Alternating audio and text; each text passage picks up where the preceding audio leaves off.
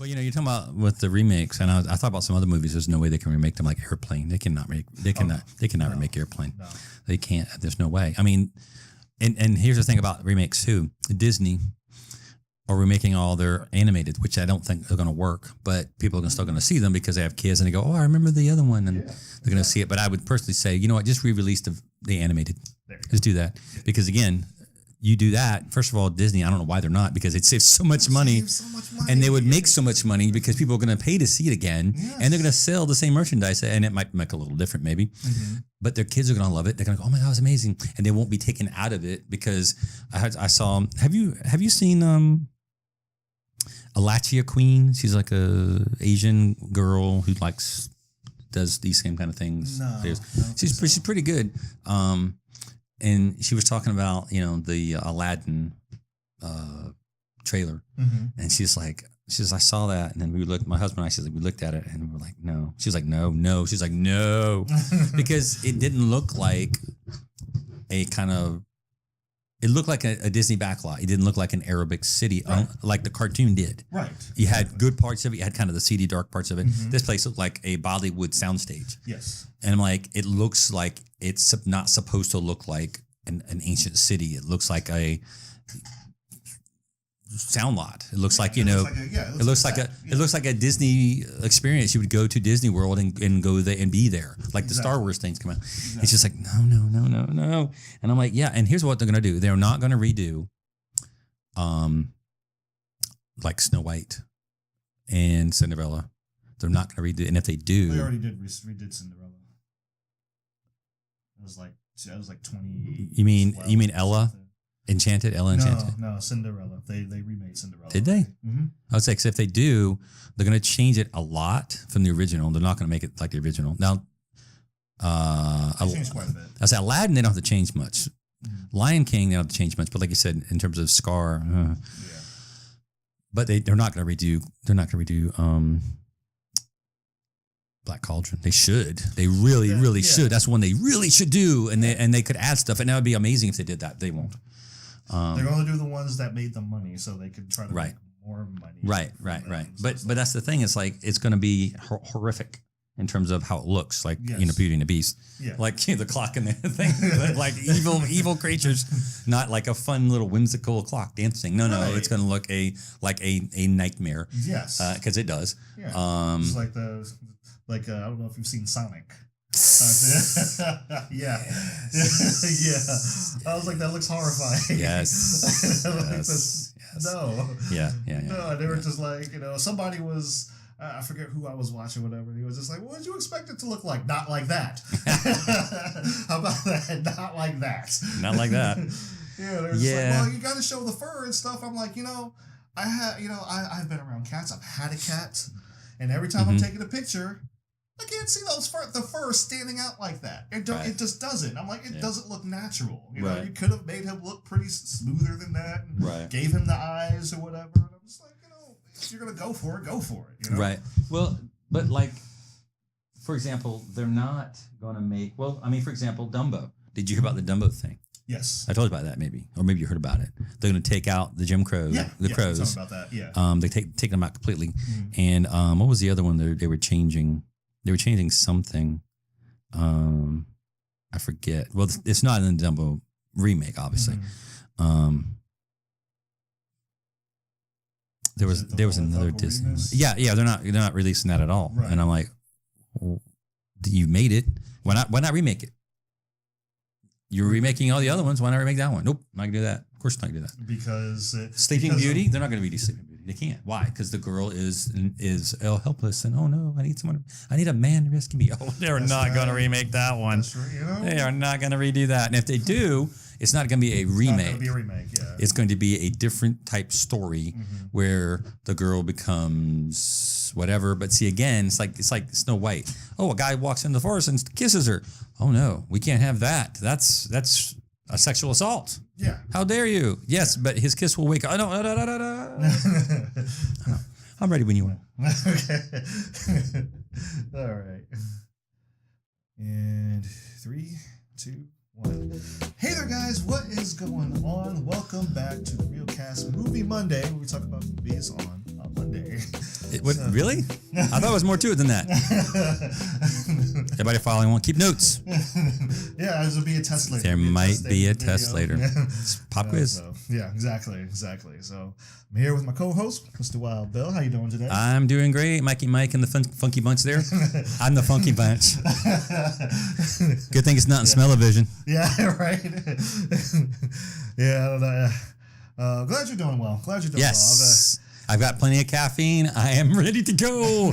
I need some of that myself because it's been a long couple weeks. You know, I'm just getting back from, I was in Kentucky for my job, my day job. You know, so I was in for that. Just got back yesterday. That was a really long day in Kentucky. Well, hey, if you're a flat Earth believer, then it's constant day. Yeah, there you go. It's always day. Yeah. It doesn't ever come to night. Never changes. No, if it becomes night, you're hallucinating. That's how that works. You closed your. That's why it gets dark because you closed your eyes, and you didn't even know that. That's a little known scientific made up fact right there. So the show is going to be a little bit short today. We only got 2 topics we're going to cover. But we're going to go through one particular one that I know some people are probably curious about. And one that I have been consistently asked about since the movie has come out. Yes. What would that be, pray tell? Well, I got to think about it. I don't quite remember. I don't quite remember, but I'll think about it. We'll get to the second segment, and it'll probably come to me or whatever. But we got a particular movie we're going to talk about, but we also have to. We got a video that we have to address. We got to talk about it, and that is you know who you are. That is our Alita Battle Angel review. Yes. That is currently our most hated review on this channel. Yes. You know, it's currently our most hated review. Like, people were genuinely pissed off with us, with me, calling us names. You know, I have deleted upwards of 19 comments so far. Is that all? Yeah, and that doesn't sound like a lot, but, you know, given the size of the channel, we're around like 300 some odd. That's a lot for us, you know, to go through. And every now and again, I get it. Every now and again, I got to go through, delete a comment, or, you know, or send something to spam or something like that. You know, every now and again, it comes up. And every now and again, I'll get just somebody just being mean or whatever. But this was the first video review that we have done that garnered such a negative response to it. And I was curious. I was just kind of like, I was thinking about it for a second. You know, just for a second, I thought about it. I was like, were we too harsh? Were we too, what do you think? What do you think, Will? Were we too harsh on that movie? I liken us to Goldilocks and the Three Bears. We weren't too hard on it. We weren't too soft on it. We were just right. Absolutely. We were like the porridge that wasn't too hot and wasn't too cold. It was just right. And I'll agree with you. Yeah. I'll agree with you. I'm going to hold my stance on it. Yep. You know, as far as the movie is a very middle of the road film. Yeah. Again, it is what it is. Well, again, I kept my notes. It was still my little binder here. Right. We gave it the praises for what deserved to be praised. Exactly. We kind of called out the stuff that didn't make any sense because it doesn't. Exactly. And I noticed some things that the guy, I saw the comments, was like, "Oh, he's a perv." I was like, no, because again, it's an issue of when you kind of put in CGI to real stuff. Right. You're taken out of the kind of world that they're trying to pull you into because your brain is and your eyes are trying to figure out what's different. Yeah. It's like, that doesn't quite look right. You know, why is this looking like that? And like I said, one of the CG, as I mentioned, from her, again, what does that say, Sir Michael? That says, Alita, very real, good CG. It says GG, but that's okay. GG, but that's okay. G, it looks terrific. I mean, it was very, very beautiful visually. Yeah, for some of the other films, of course, you know, it's more modern because it just came out. For some of the other films we've seen in the past, although I will say, if you go back to some older films, I think some of that holds up really well. And you don't see the same thing in, say, like Jurassic Park as much because it's really hard to tell in the original Jurassic Park. Yeah, it's really hard. It's really hard to tell. It's like you have to be looking for it. Where's the blended between the guy in the dino suit and the fake dino? Now there are parts like at the very end we can definitely tell it's CG, but in the middle you're like, which one is it? Now, obviously, with the girls climbing up into the ductwork or something, you can tell that's obviously not a guy in a suit, and that's CG. Right. Not so much because it doesn't look it, because a guy in a suit couldn't do that. Right. And that's, again, but in some ways, the puppetry looked better, and since that was more on screen and only very little was CG, you didn't notice it as much. But it's the same thing we talked about with the Disney remakes. It's like the animation draws you in, and you don't question any part of it, what's real or what's not real, because it's all animation. Exactly. It's all animated. And again, you can do more with animation even today with regular drawn out old school animation. Yeah, exactly. From like Futurama or Simpsons or Family Guy or whatever. You can do that easier and better in a lot of ways than you can in a mixture blend of CG. Now, there's some great films out there who mix the two in the rotoscope days that still look great nowadays because it's kind of an art form. But it just pulls you out of it. So there's some stuff like with, the girl's figure that just didn't work because you're like, well, when they showed her robot shell, it looked very androgynous. But then when she put her shirt on, all of a sudden now she's, a developing young girl or something. And it just like didn't quite work. It's like, I mean, is that a little bit being finicky and being kind of, I don't know, being... It doesn't break the movie, but it's still something... But it's something you notice, like, that's not... But here's the other thing. It means it's inconsistent. Yeah. And if you notice these inconsistencies, whether it's with the story or the character or bad editing, you're like, well, what happened? Why am I jumping all around? And there's some pretty good movies that were edited horribly that you're like, that doesn't make any sense. And so see, again, now you're breaking yourself out of that world that you're trying to get into that we've seen in movies in the past. Like, what? That doesn't make any sense. But back in the day, and again, you can kind of compare, like, say, the Star Wars, the original, Star Wars, A New Hope and Empire and all those compared to the more modern ones. Well, like when, Empire Strike Back, Luke went to Dagobah to train for we don't know how long. But then apparently Rey was on the island for a day and a half. Right. And now she knows everything because she was when she showed up. So it's like, well, why even go? Exactly. I mean, it's like, why even do that? See, it just breaks it out of the whole storyline. It doesn't make any sense. Exactly.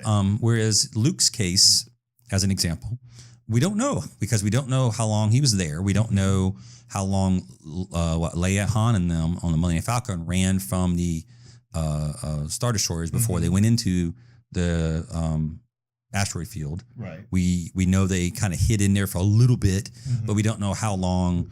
And we don't know how long that is relative to this time that he was spent on. Right. There was no ticking clock like there was in the other one. Like, we knew it was a countdown. Right. And the other scene with the ships, and not so. And hers, it was like, well, it was a day and it's a night. Now again, the day might have gone longer there because it may not have been 24 hours. We don't know. Sure. But it still was a day and a night. So it wasn't a lot of time. Right. But the other thing was, we don't know how long it took them to get, once the Star Destroyers left in Empire, that dropped off Han, the Millennium Falcon. We don't know how long it took them to get from there to Bespin. Right. We don't know. Right. It could have taken a long time. Could have taken a month. Yeah, we don't know. They're not going to show us, them eating lunch and talking, for a month. They're not going to do that. They're going to go, hey, guess what? People are smart. And they understand that, we can kind of progress. They don't have to go 5 years later. They can do that, kind of like an Endgame. They can do that. They can do other movies. They can do that. And I don't know, that's kind of, I'm not a fan of that myself. But I mean, I would just say, you could kind of do it in a way where it's a little less abrupt. And I've done that in other movies. Or at least kind of, remember, it's a movie in some ways. So you kind of have to kind of go into the fantastical and say, oh, it's a later progression because you can kind of, or maybe do a montage. A lot of times do like a training montage. Sometimes montages help out too. So, but there's different ways. But for this one, no. Yeah, and it's just like you also have to look at it in terms of the story, and to addressing an argument that I was having was just like, okay, you have this city that thrives on technology, and you have this ship that has technology, and it's been there for X amount of years. I'm just like, somebody's going to try. somebody is going to try. You know, like it doesn't matter if like, you know, somebody's like, this city thrives on technological advancements. Right. This ship is just sitting there. Right. With nobody, and nobody's messing with it. Right. It's like, come on, man. Seriously. Come on. And but they've already established at the beginning of that movie, because when we first started, it jumps right in. Mm-hmm. Right. And the character, the main doctor, was shown rummaging through the debris from the stuff that fell from the sky, from the Sky City. And I'm like, okay. And it showed other people. It showed other people rummaging through the garbage. Exactly. And I'm like, well, that means people want that because it's, first of all, it's free. Why not take it? Right. And there didn't seem to be, and that's the thing I just kind of was weird. It's like, outside the city, it looked really nice. I'm like, there was no ravenous beasts running around. There was no explanation as to why more people weren't going up there. And I'm like, are there like dangerous criminals? Are there wasteland people who will steal your body parts? Because that was the thing in the city. Is that worse outside the city? I've gotten excuses that are like, "Oh, it's too far," and I'm like, "Well, far is relative. You know, if you figure that out, they got there that morning and they stayed there the whole day." Yeah, so I'm like, okay, I'm like far is relative, you know. And I said, I gave it an out. I said, like, look, you could have took that ship and put it under the protection of the bad guys. They don't want anybody get to it. Sure. And she's the only person that can get to it because of how strong and how it's a very little thing you could do, and we'll talk about it a little bit in game. Like I said, a little thing you could do to make it, again, you know, if we're being the armchair general or armchair director in this case, to say, well, if we did it differently, this would happen or whatever. Right. And I'm not saying we know more, because obviously we're not making $1 million movies or $1 billion movies at this point. Exactly. But at the same time, we're people like the people who made the movies. We're not different from them, other than they just, you know,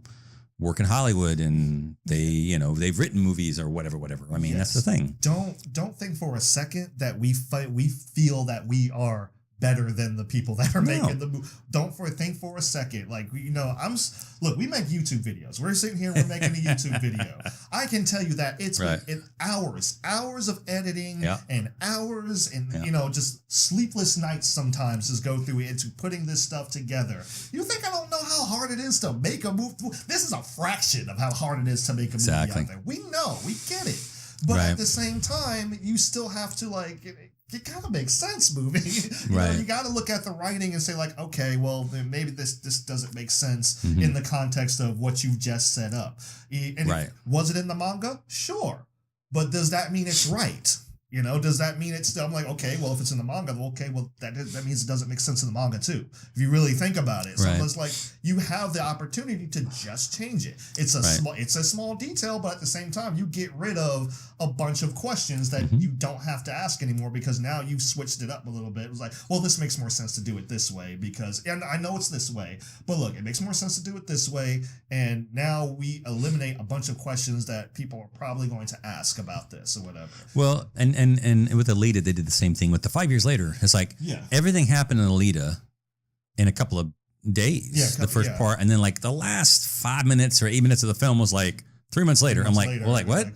What kind of jumps? It's like you were, you know, watching an old movie and you're half asleep and you fell asleep on the fast forward button and you wake up, it's like, what happened? And it's like, why am I at the end of the movie? What did I miss? Nothing, because nothing happened apparently. I don't know. But that's the thing with, if you're going to adapt a book to a movie or, you know, a comic or whatever, a series or whatever to a movie, is you can't show everything. You just can't. Or you try to create like kind of a conglomeration of things to explain it away, or maybe, I don't know, do it off. If you do it off camera, I don't know, because like you say, show don't tell kind of thing. Exactly. Exactly. But at the same time, I don't know, and it's kind of like with I don't know, I'm trying to think, with one of the movies that someone said, well, if you go back and you read the comic and you watch this other show in the cartoon thing, you'll understand why. I'm like, okay, if I have to do all that to see a movie, then the movie's not a very good movie, because now I have to do homework. To go to see a movie. And oh goodness. Now it's different as opposed to the Marvel movies, because you're setting them up as a series. So if you're referring to the series of movies, that's fine. But if you're going outside of that particular genre, no. Exactly. No. Exactly. You know, like we're not going to like you would be more forgiving of just like, oh, well, what's this character all about? And I was like, well, heck, like you've got 20 movies here to catch up on, right? Yeah, you know. So I'm like, you know, that's different or whatever. Right. But like this is legitimately the first movie in a series that's going to be a series. Right. I hope it does. I really do. I genuinely do hope they actually come up with enough money to make a sequel for it, or just say like, you know what, we're just gonna do it anyway. You know, I hope they do, because I'm interested enough to want to see a sequel. But at the same time, like what I'm getting at is like, this is their first movie in a series. Like, okay, so you gotta take your time and build this. You know, like you can't throw so many things in here, so make it so dense, so that you sacrifice things that, you know, a good movie should have. A good movie should have proper character development, relationship building, and stuff like that. And it's like, it's not to say that it's completely absent from the film, but because there's so much going on, it takes away from that, and you don't get to experience that. So it just kind of like what winds up happening is like, it's just stuff happening at this point. Right. It's not like you're experiencing this with the people. Yeah. And it's just like, it's just stuff happening on screen. It's entertaining stuff, but it's not like I'm not really 100% invested in this as I could be if I spent some time. You know, it takes time, slow down, build your characters, you know, build your relationships and everything. So when something good happens, you're right there with them. And when something bad happens, it's a punch in the gut, you know? Right. So, but that's the thing, you have to some degree, you have to kind of do the slow build. It's kind of like the Lord of the Rings trilogy, you know, the Hobbit and the Two Towers and the Return of the King. And I remember my sister didn't see them in the theater, so I had copies. And so, I mean, I'd come over and my dad and my sister and I would watch it. And I already seen it. And my sister was really interested in the movies. And so, you know, I brought the DVDs over and watched them. And I remember her at the end of the Two Towers. And my dad thought they were pretty good too. And he's way older. So he had a good time. He might have fallen asleep a few times because they're really long. He's an old guy, but he enjoyed it. He goes, he was like, it was pretty interesting, you know. And that's high praise from him. My sister, though, at the end when like Frodo and Sam at the end of Twin Towers with Smeagol were going and they were looking over, and my sister goes, "Oh my God, that's the end! Oh my God, what happens?" And she was on the edge of her seat going, "Ah!" And so. But you had built the characters so well and established them. Now, again, they were long movies, but you really could get into it. And I don't think, because Peter Jackson and the actors, of course, the whole thing, it's just not just one or the other. They all have to kind of work together. Exactly. The music was good. The effects were good. The editing, directing was good. The characters really got into the characters. The world was really, really immersive too. And everybody, I don't think there's anybody going to argue with us on this in this channel or any channel is going to say, oh, the Lord of the Rings were crap. No one is going to say that. No.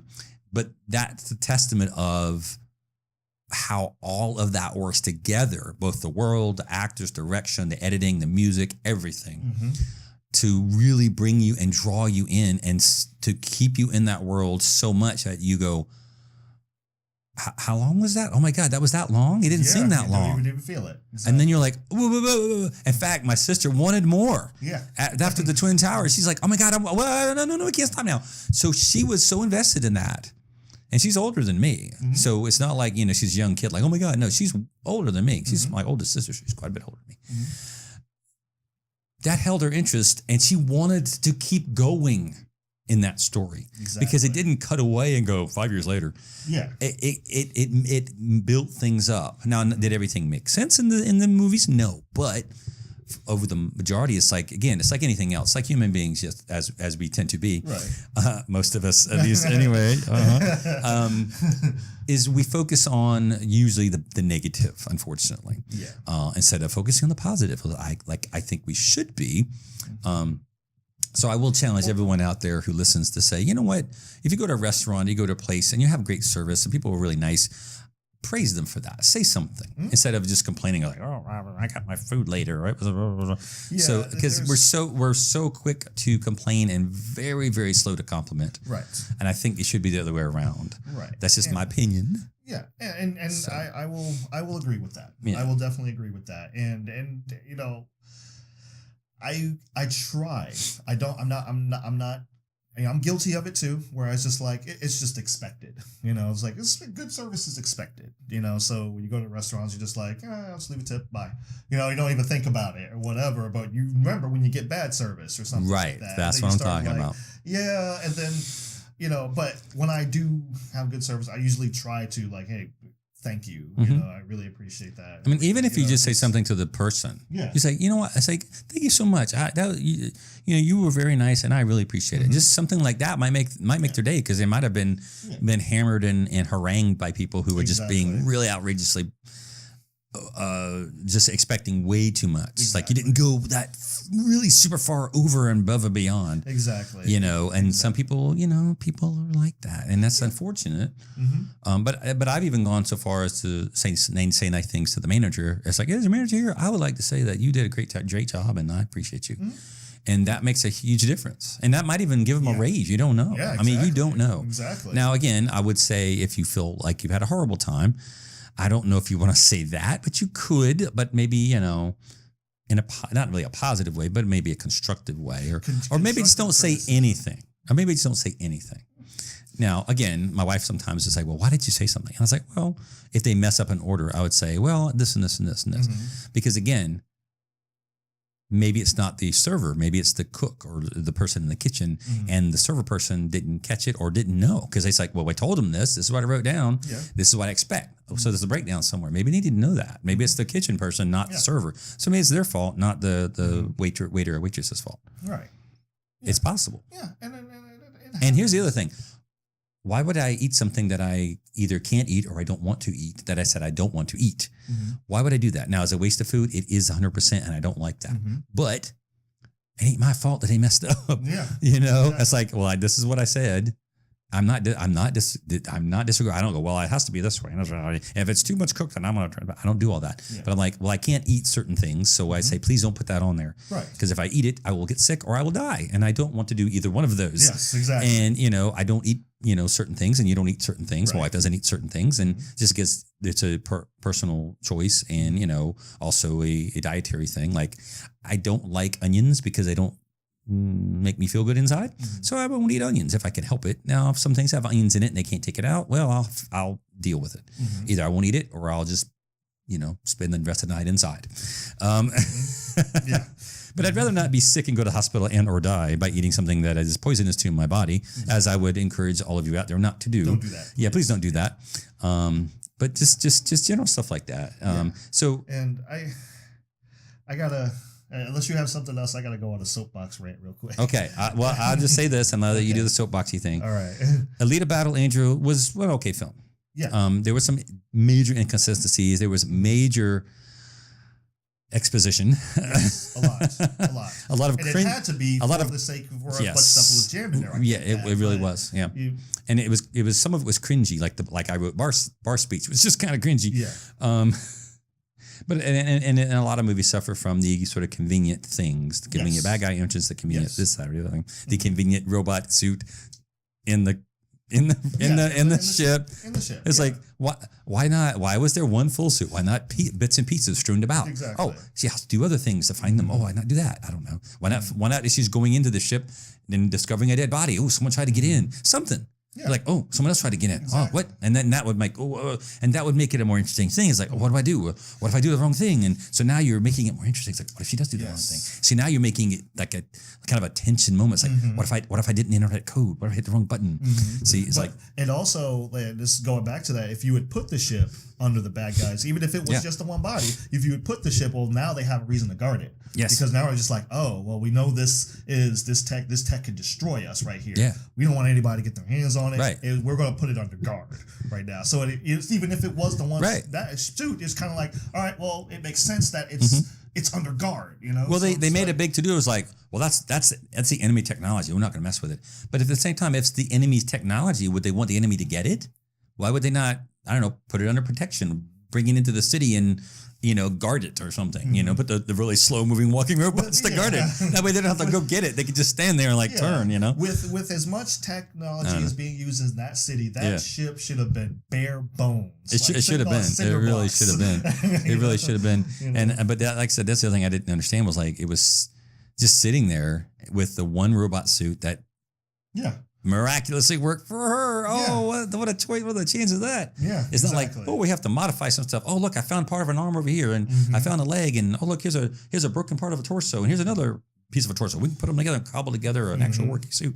No, it's just a hanging suit from a rack of 12 that just happened to have one left. To have one left. It didn't. It's like, oh, I have to figure out which of these 5 left over actually work. Mm-hmm. No, it's like, okay, yeah, that might be a little bit kind of just being kind of pedantic or something. I don't know, but it's something more than just the one that happened to be there. Yeah, it's like it's Excalibur sitting in the sun. It's like, oh, I just happened to look by. It's how it compounds upon itself. Exactly. Because exactly. she happens to be in love with this one person who happens to know about this ship that happens to be outside. Of the ship, it's the that circle. No one happened to ransack or anything. That happens to be in working condition. That happens to be a ship that she can interface with. That happens to have a suit that interfaces perfectly with her.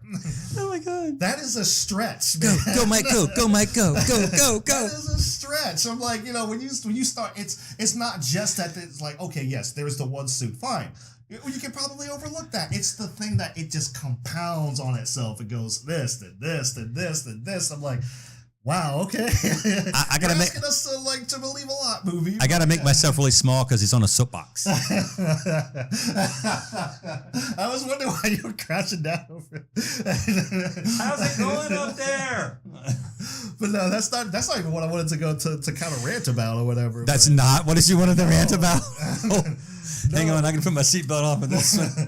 No, I'm gonna try to be because it's not really.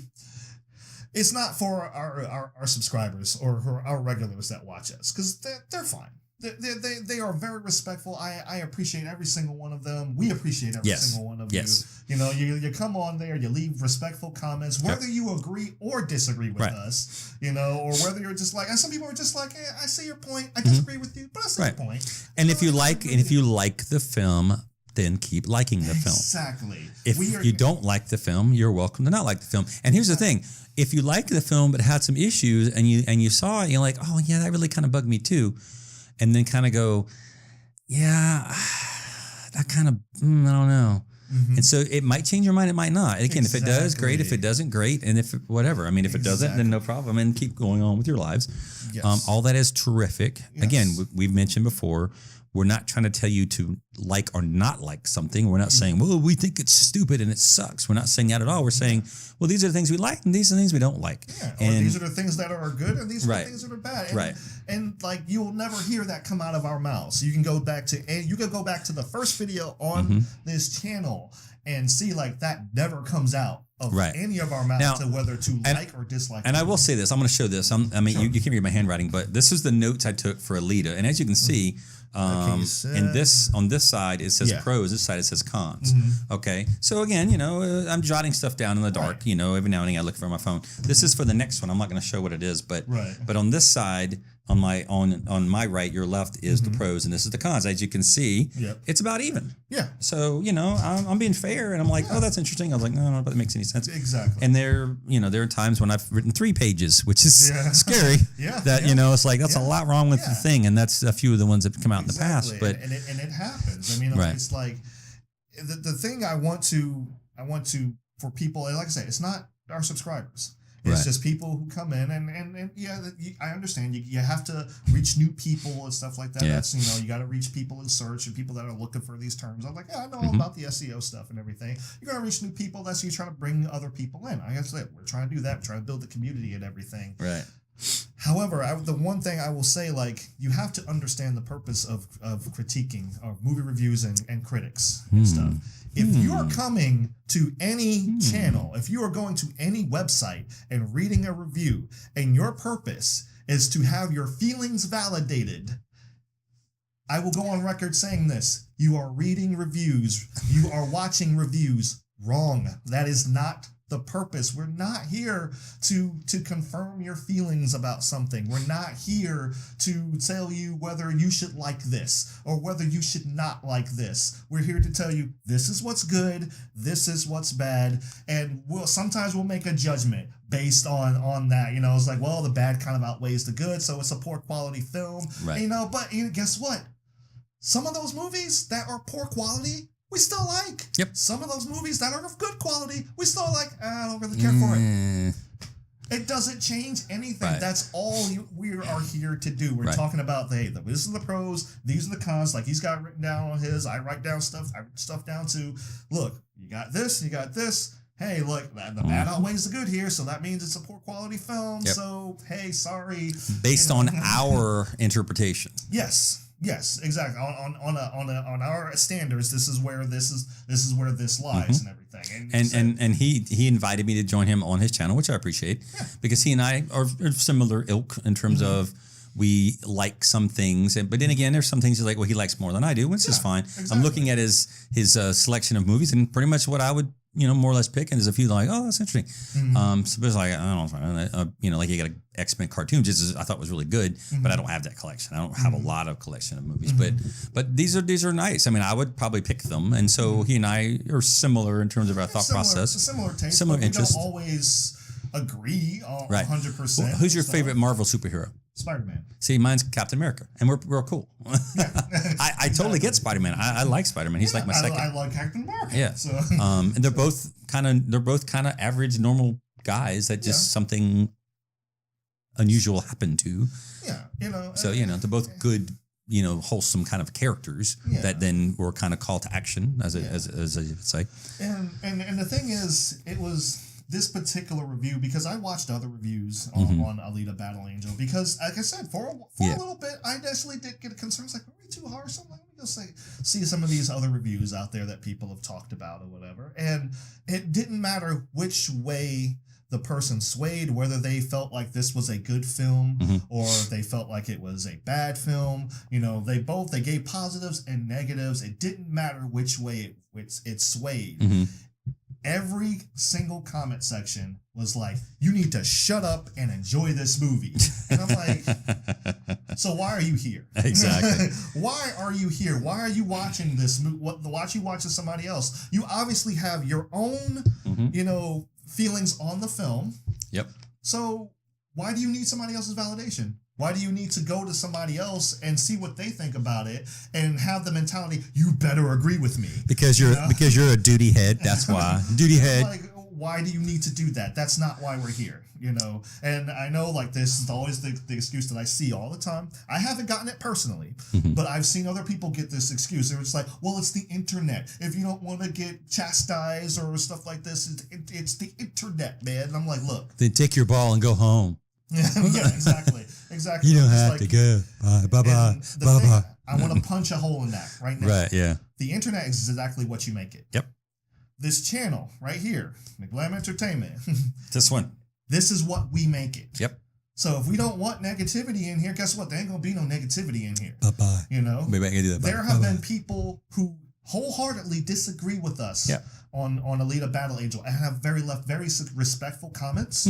One left a very heartfelt comment about how what the romance meant to him. I know we didn't really comment on that a whole lot, but it just he left a very heartfelt comment. I think it's a he. I'm sorry if I'm making a wrong assumption. I'm sorry, but if you're watching, I'm sorry. But don't apologize. The person left a very heartfelt comment, and it was actually moving to actually read that and see like, this is what this movie meant to him. This is what the romance in this movie meant to him. It actually was like, man, that touched me a little bit there. I like that. You know? And there's nothing wrong with that. There's nothing wrong with like, don't take it as a personal attack.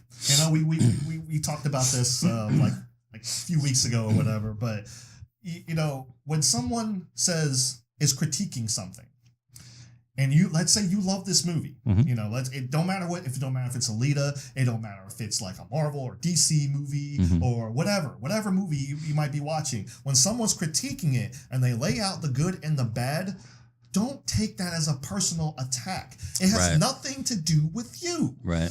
And if I'm being honest, look, like I said, I appreciate all three, I think it's 313 right now, all 313 people that are subscribed to this channel. Thank you so much.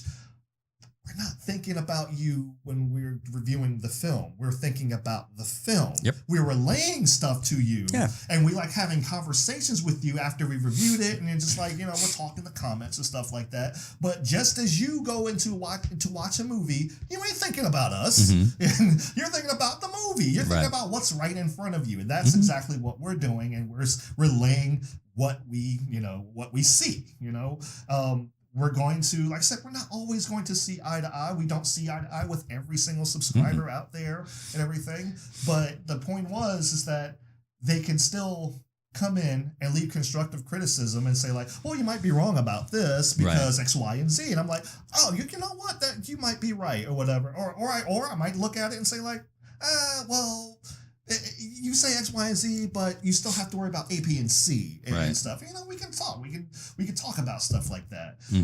Like I said, it's just don't go to a critic to reaffirm your feelings or anything like that. That is not. We feel how you want to feel, and if anything, use it as a learning experience or whatever, because you might not be able to reconcile something emotionally, and you might see this and you're just like, well, yeah, that doesn't make a lot of sense. And then like William was saying earlier, just like you might think about that and be like, maybe I can't overlook that now, and it's kind of messing with me. Or you might just look at it and be like, oh yeah, I recognize that's a problem, but I freaking still love this, Hey, I can look back on certain things and look at that now. I look at Mortal Kombat. I loved Mortal Kombat as a kid. That first movie that came out. Yeah, it was good. I love that movie. Yeah, it was really good. And like I look at it now, I was like, yeah, it's really silly, but I still love it. I loved, what was it? The second Ninja Turtles movie that not the practical effects one, the CGI one that came out under Michael Bay's recently. Yeah, the Out of the Shadows. Yeah. And the 10-year-old kid in me was just like, man, 10-year-old me loves that movie. And I still do. I still like that movie. But I recognize that movie does not make a lick of damn sense. Recognize it 100%, but I still love what I'm seeing in front because I'm just like, hey, I'm just having a good time. I'm having fun. There's nothing wrong with that. There's plenty of good movies out there that I'm just like, meh. I look at, I can't really name one off the top of my head, but I'm just like, meh. I will say everybody heaps this gobs and gobs of praises on Avatar. I don't see that. I just don't see it. There's so many things about Avatar. And again, people are like, oh my God, Avatar's amazing. I was like, not really. Now, again, was it interesting in terms of like a new kind of look on things? Sure, any science fiction movie that creates new things is like, oh, that's interesting. Oh, that's amazing. Oh, the person and the writer can in a weird way be connected, but also that's how you have sex. That's a little weird, but okay. Yeah. So essentially you're having sex with your bird thing if you're flying on or something. I don't really know how the connections work, but I'm like, oh, that's a little weird. And then I'm like, but if you chase off and kill off all the humans, then the people who are going to stay are going to die too? How's that a win? I'm a little confused there.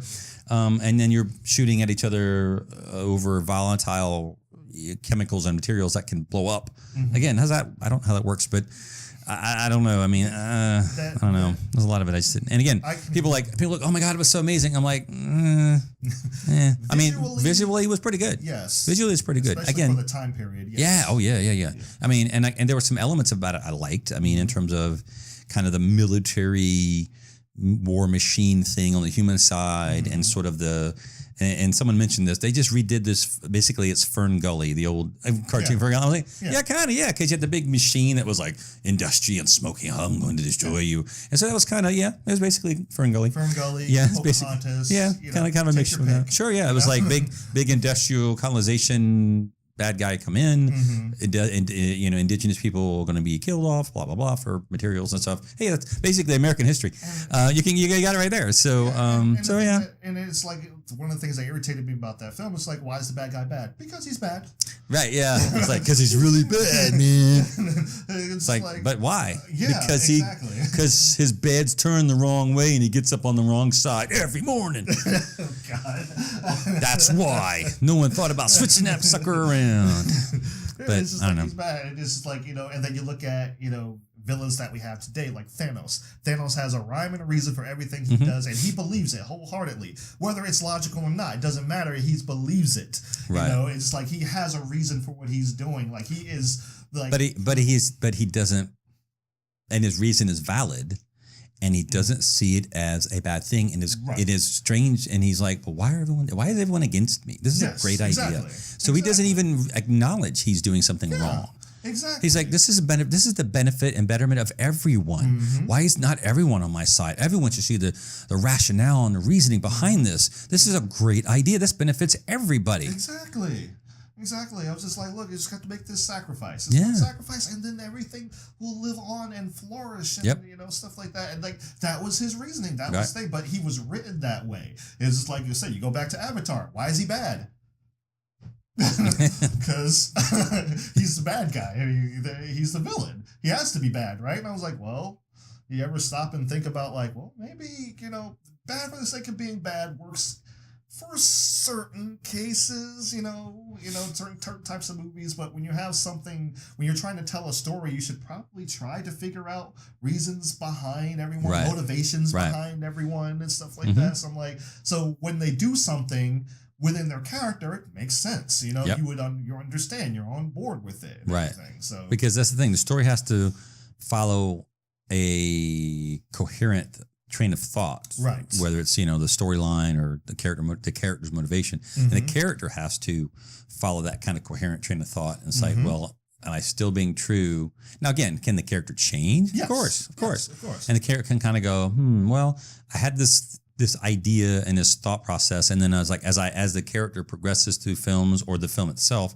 kind of like Luke Skywalker a little bit, and there's other ones, but you know, it's like, okay, so he's from the naive farm boy to now got a wider view of things, and now he feels more empowered because he's part of a bigger thing to, you know, like and he kind of already had that pull anyway, but it was kind of like still not sure, and it kind of got the kick out the door, and then kind of found his way in, you know, and then in the Empire, he's leading troops into battle. He's still kind of, you know, not sure. And then to the third movie, we finally, you know, sees like a lot of bad, a lot of good. He kind of does things which is kind of, you know, in Return of the Jedi, he did things that were questionable. Yes. But at the same time, he understands that this is the reason I'm doing it. So it's still getting me to that thing at that point. But he's definitely changed quite a bit over the time. And you're like, okay. He's not the same character at the end of but he built and progressed. Exactly. And not everything was to his better. And a lot of it came back to bite him. Yes. Or, you know, like when he was fighting Vader and he threw his lightsaber away. I'm not going to do that. And all of a sudden he almost gets killed. Yeah. So, you know, in terms of the story, it was written really well that he's like, well, I think this guy, you know, this emperor is a weakling, and all of a sudden he's shooting lightning bolts out of his fingers. Yeah. It's like, well, I probably shouldn't throw my lightsaber away at that point. It's like, oopsie. And so he made a mistake. It's like, oh no, he almost died. And you get, you know, you're getting fried from the inside, and you're like, that was a bad choice. Yeah. Exactly. But that's the thing. He progressed, and so.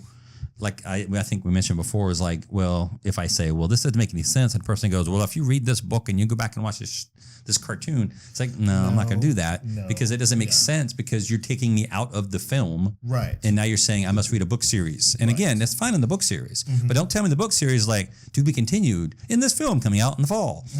I mean, like, what? What are you talking about? What?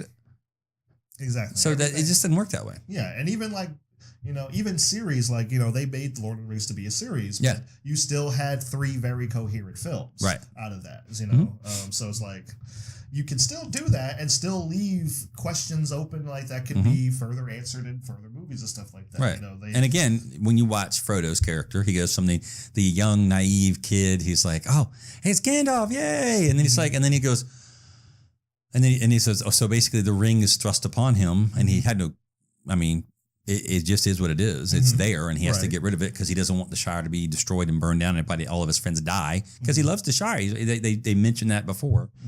And then so he's, you know, has to leave his comfort zone. Right. And with Samwise, who they're both green and don't know what to do, and so they're kind of making it up as they go, and they're doing things that don't. You're like, I don't know if I do that, or be careful. Oh, well, don't do that, you know. And you're like, oh, whoa, that was close. And so he progresses, and at the end, he kind of, you know, changes quite a bit. And when they go back at the end of the third movie and they're sitting in the Green Dragon, they sit there and have a great time. Now they're sitting there looking at each other and everybody's like, and they're like, all of them are just kind of like, it's different. Yeah, it's different now. Yeah, it's different. They've changed. They've changed a huge amount. Yeah, and being exposed to a lot more right. and stuff like that. So yeah. Now, in some ways, they're probably more grateful. Yes. Because they probably are listening to everyone's stories and complaints. Are like, well, that's nothing. We've done through all stuff. But looking at each other like, this hasn't changed, but we changed. Exactly. And so they definitely appreciate, obviously, saving their home and the people more, but at the same time, it's like different kind of experiences.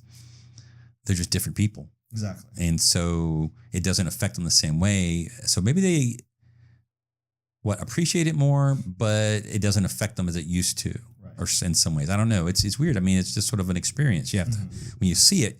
I don't know if I'm having a hard time kind of putting words to what we see, but it's definitely an impactful scene that you see them, because later or earlier in the series they're dancing and they're singing about the Green Dragon and everything, and then now they're sitting there at the end they're just looking at each other and everybody's like, the whole thing's going on. It's like nothing's changed, but they have, and the world has, and the whole thing. So it's super like, I mean, that is, I mean, I'm getting goosebumps just kind of thinking about it, because it's just like, it's like, oh, sorry, that happens when you get older. Sorry about that. But yeah, and that's, like I said, good parts of filmmaking. When you have visual storytelling like that, you don't have to say anything. You don't. And that's the thing. They didn't say anything. Yeah. You heard all the background stuff, and then they're just sitting there looking at each other, and they. Yep. Exactly. And just like, and I don't want to say a lot of films or whatever, but some films seem to be, especially in like the nerd culture genre or whatever, it just seemed to be getting away from that so much. Yeah. Where we just like, we don't have like, everything has to be silly and over the top and on the nose. And it's just like. That's a big thing in anime and animation nowadays too. And I really hate that, because we are so missing the really cool animation from, say, the old X-Men as I'm looking. Yeah. And heck, even I mean, in some ways, I know it was silly back in the. Although I said the '90s Spider-Man did a pretty good job too. They did better. Talking about the '70s Spider-Man or '60s Spider-Man. Well, the '60s was good because the '60s, like, people died, like in Johnny Quest. That because people died, you're like, holy crap. But then as the '70s and '80s rolled around, parents were like, oh no, we can't show those things to kids because they have impressionable minds. I'm like, but they need to understand consequences. Yes. But again, let's not show that to them, because why would you want to? But I'm talking about the modern cartoons where everything is kind of anime with they get the really big heads and they go rah, rah, rah, rah, rah, and they're like, oh, the big guys are crying. And I'm like, oh Lord. Just don't do that. I mean, again, do I like some of those? Sure. But I want to see, some of these things as an animation, because like some of the 70s and 80s animation stuff. I mean, like Dungeons and Dragons is an example. Was it a great cartoon? No, but it really showed. And again, just take the silly parts out. Actually, if you go back to Tarzan, Lord of the Jungles, or Black Star, things like that, or even Thundar the Barbarian of a little bit, some of it was sort of silly. But the idea of him swinging a sun sword lightsaber type thing, and his Ukla the Mach is like braining people with a club. Let's make that edgier. You know what I mean? Because the movies do that. So let's make some animation, not make it, let's make it edgy, but then all of a sudden let's throw in these silly parts, because you're playing to kids, not so much to adults or young adults. Right. And I just like animation myself. Yeah. Because I grew up watching Saturday morning cartoons, as you probably did too. Exactly.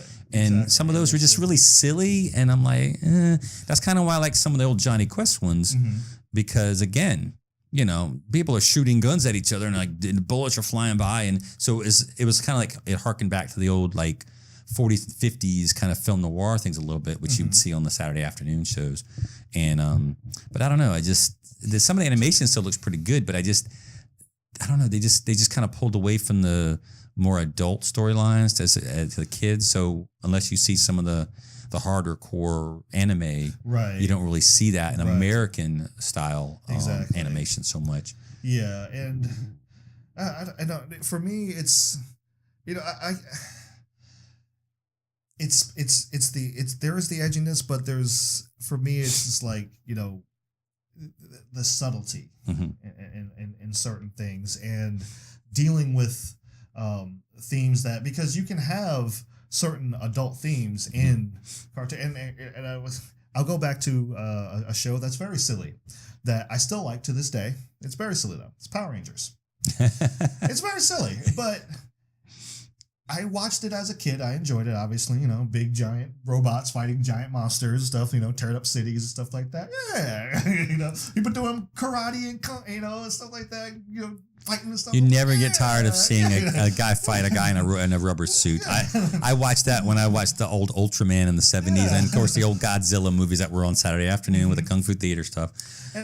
So yeah, I mean, you never get tired of seeing Godzilla stomp a balsa wood building and knock down a train, a streetcar.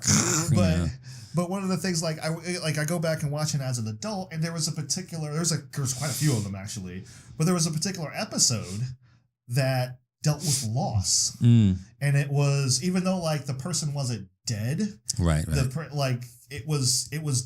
It was done in a certain way because technically he was actually supposed to die, but the censored stuff like, no, can't do that. It's a kid show, can't die. No, can't die. Yeah, so like he had to lose his powers or whatever. But the leader still felt that weight and that responsibility, because I'm like, I should have made the choice to say, but it dealt with consequences. The choices of the consequences of his actions, the weight of being a leader weighed on him, because he had to make a choice to either save him or save his team, or save his powers or save his team. And he had to, or save the rest of his team they were going to die, die.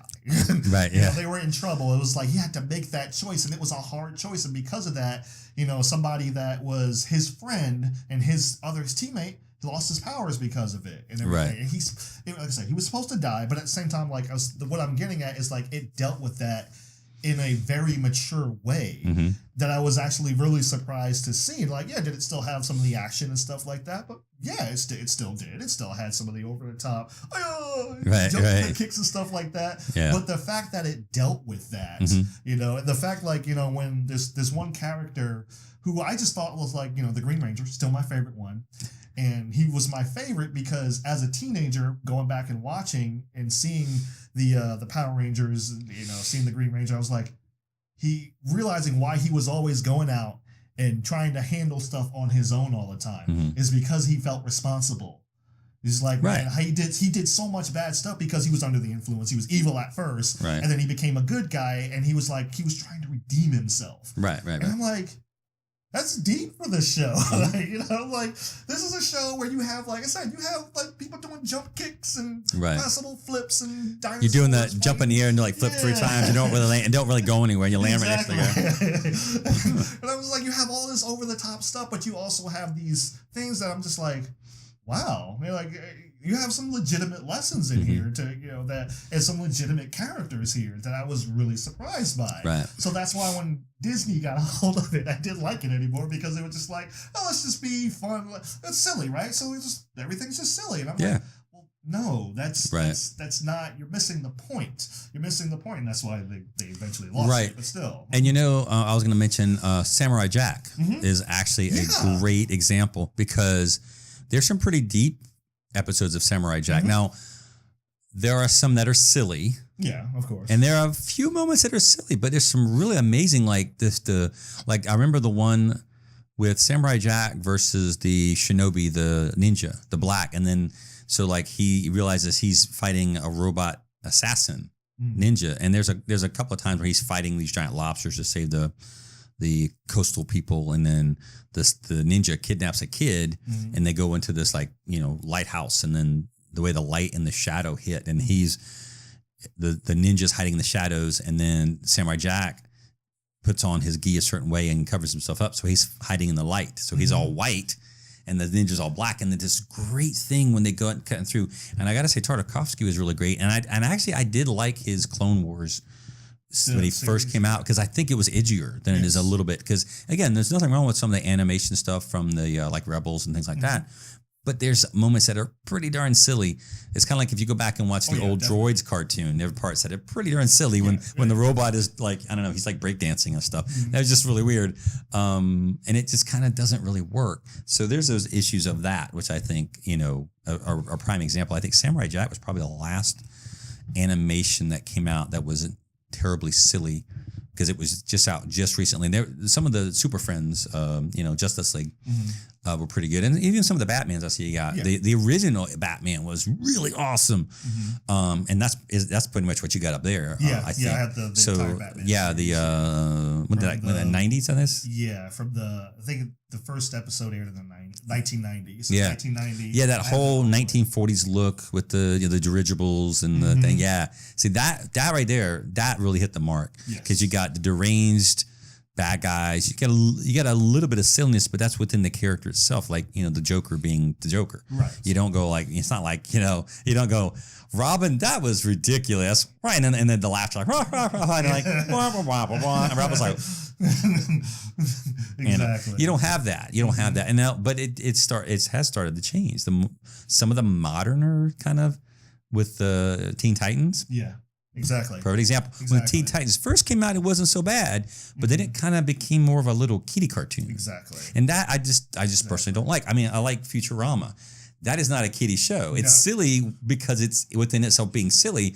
But then when you watch the episode where the Fry's dog dies, oh yeah, you're gonna cry. Yeah. Or when he learns about his nephew, his name for him, you're gonna have a moment. Or when his mom, has dreams about him after he's gone and he doesn't realize that. And you're like, I have feelings about this and I'm sad now. The dog one is the worst. Oh my God, the dog was the worst. Yeah. So I remember that one. Yeah. And you're welcome for me making you feel sad now. So you already did your soapbox rant? Yeah. Okay. I got that out. And then another different rant, which was amazing, but it was cool. It was like a train wreck. I couldn't look away. So did we beat, did we beat Battle Angel? Yeah. Yeah. So again, and I want to say, because he said it, but I want to say, if you like your movie, no problem. If you don't like it, no problem. Yeah. If you listen to us and you don't like what we said, that's okay. Yeah. Yeah. If you want to leave a comment, I would say leave a constructive comment, because our comments are constructive. We don't go, well, it's stupid and we hated it and it was ridiculous. We might go, well, we don't really understand these parts, and we thought, well, if you did this, it might make more sense. Yes. And it might. Right. But again, maybe we're just being too critical.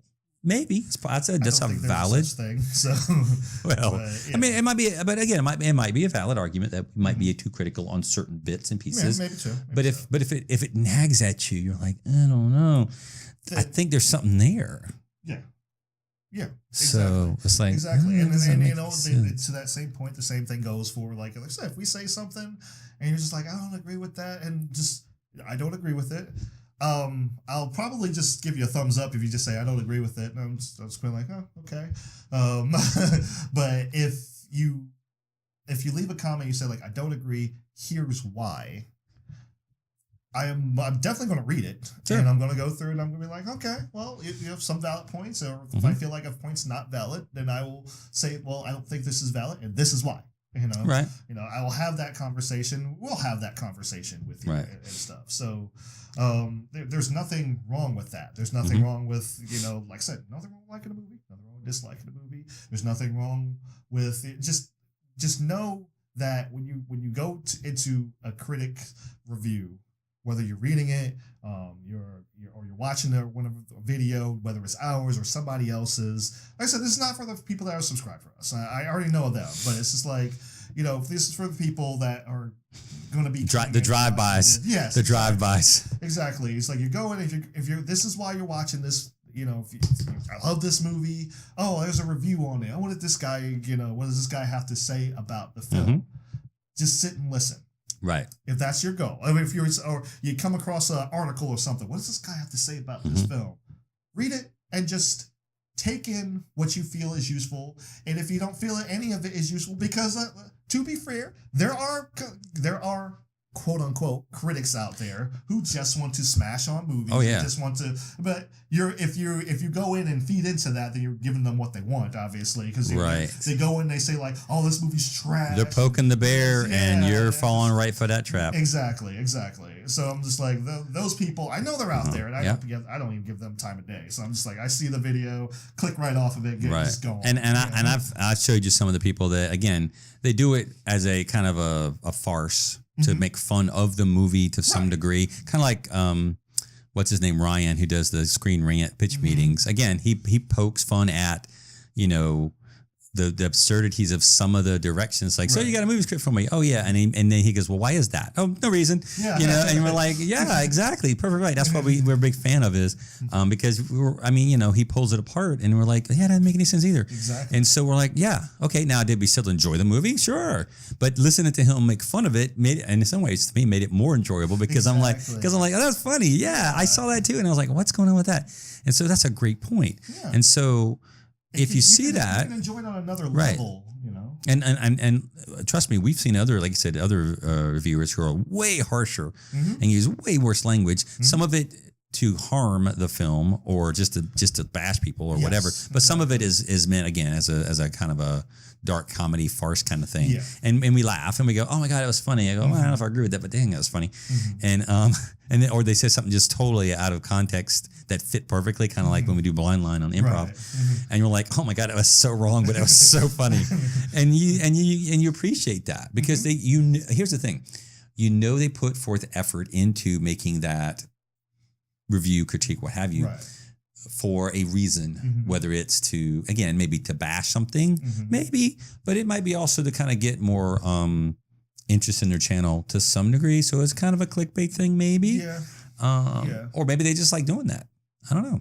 Yeah, and well, it is like when like the guy the video we were watching earlier, and he's just like, like the guy, they do it to be funny, right? You know, they make fun of stuff, they poke fun of stuff and stuff like that. But sometimes comedy is sometimes the best way to get people to realize how absurd something is. Exactly. You know, exactly.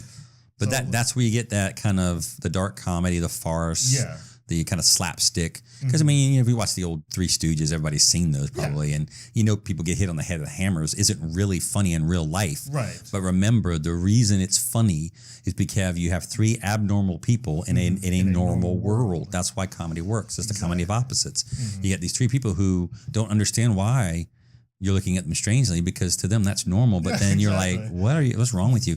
Now, again, it's kind of, blends into the end game thing we're going to do. It's a tricky thing. Yes. It's a tricky thing. You got to be real careful. Sometimes it's a very fine line to split. It's kind of like what we talked about with the old Tom and Jerry stuff, with the kind of the blackface and the Mammy Two Shoes from the old, and it's not always equal, but I don't think you should sweep it under the rug. It's like, oh, it didn't happen. I think, say, hey, well, this, these people weren't woke back when they did this. And people didn't, think about, oh, we're going to, offend or tick off or degrade some people.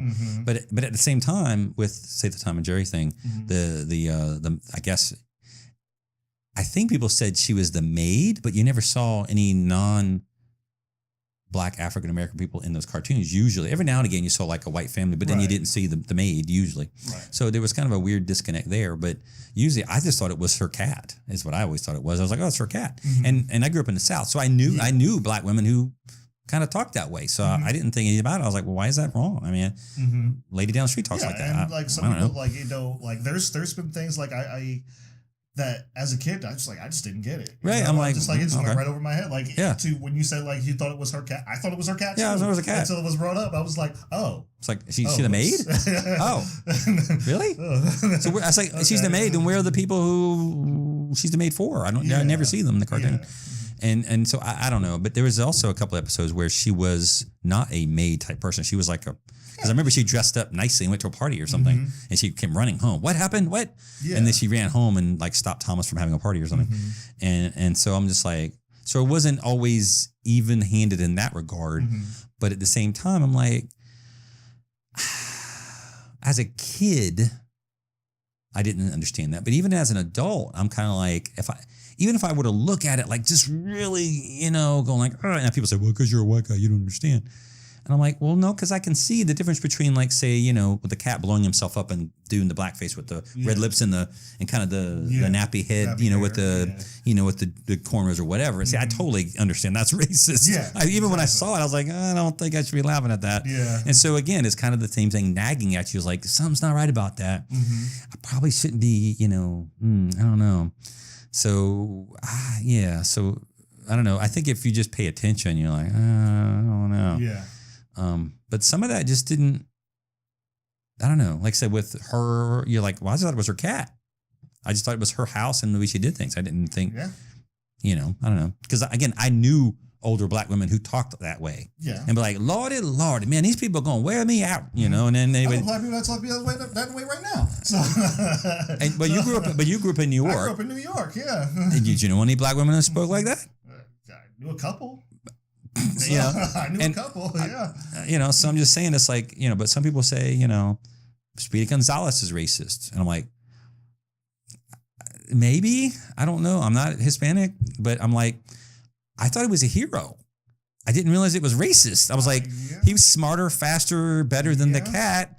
And he always beat the cat. I'm like, so if he's racist, then he's actually a pretty good racist character or something because he's always winning. I don't know. I don't know. I never thought of it that way. I liked Speedy Gonzalez not because he was Mexican, because he's always kicking the cat's butt, and he was always winning. He was always smarter. He was smarter. He was faster. He worked hard.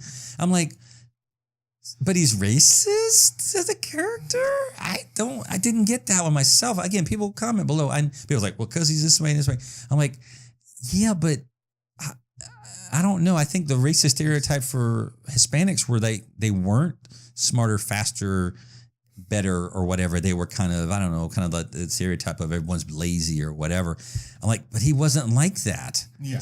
I'm like, he was smarter than the cat, and he helped out his friends, and he was a good role model for the, he wasn't not looking out for himself. He wasn't trying to undercut anybody.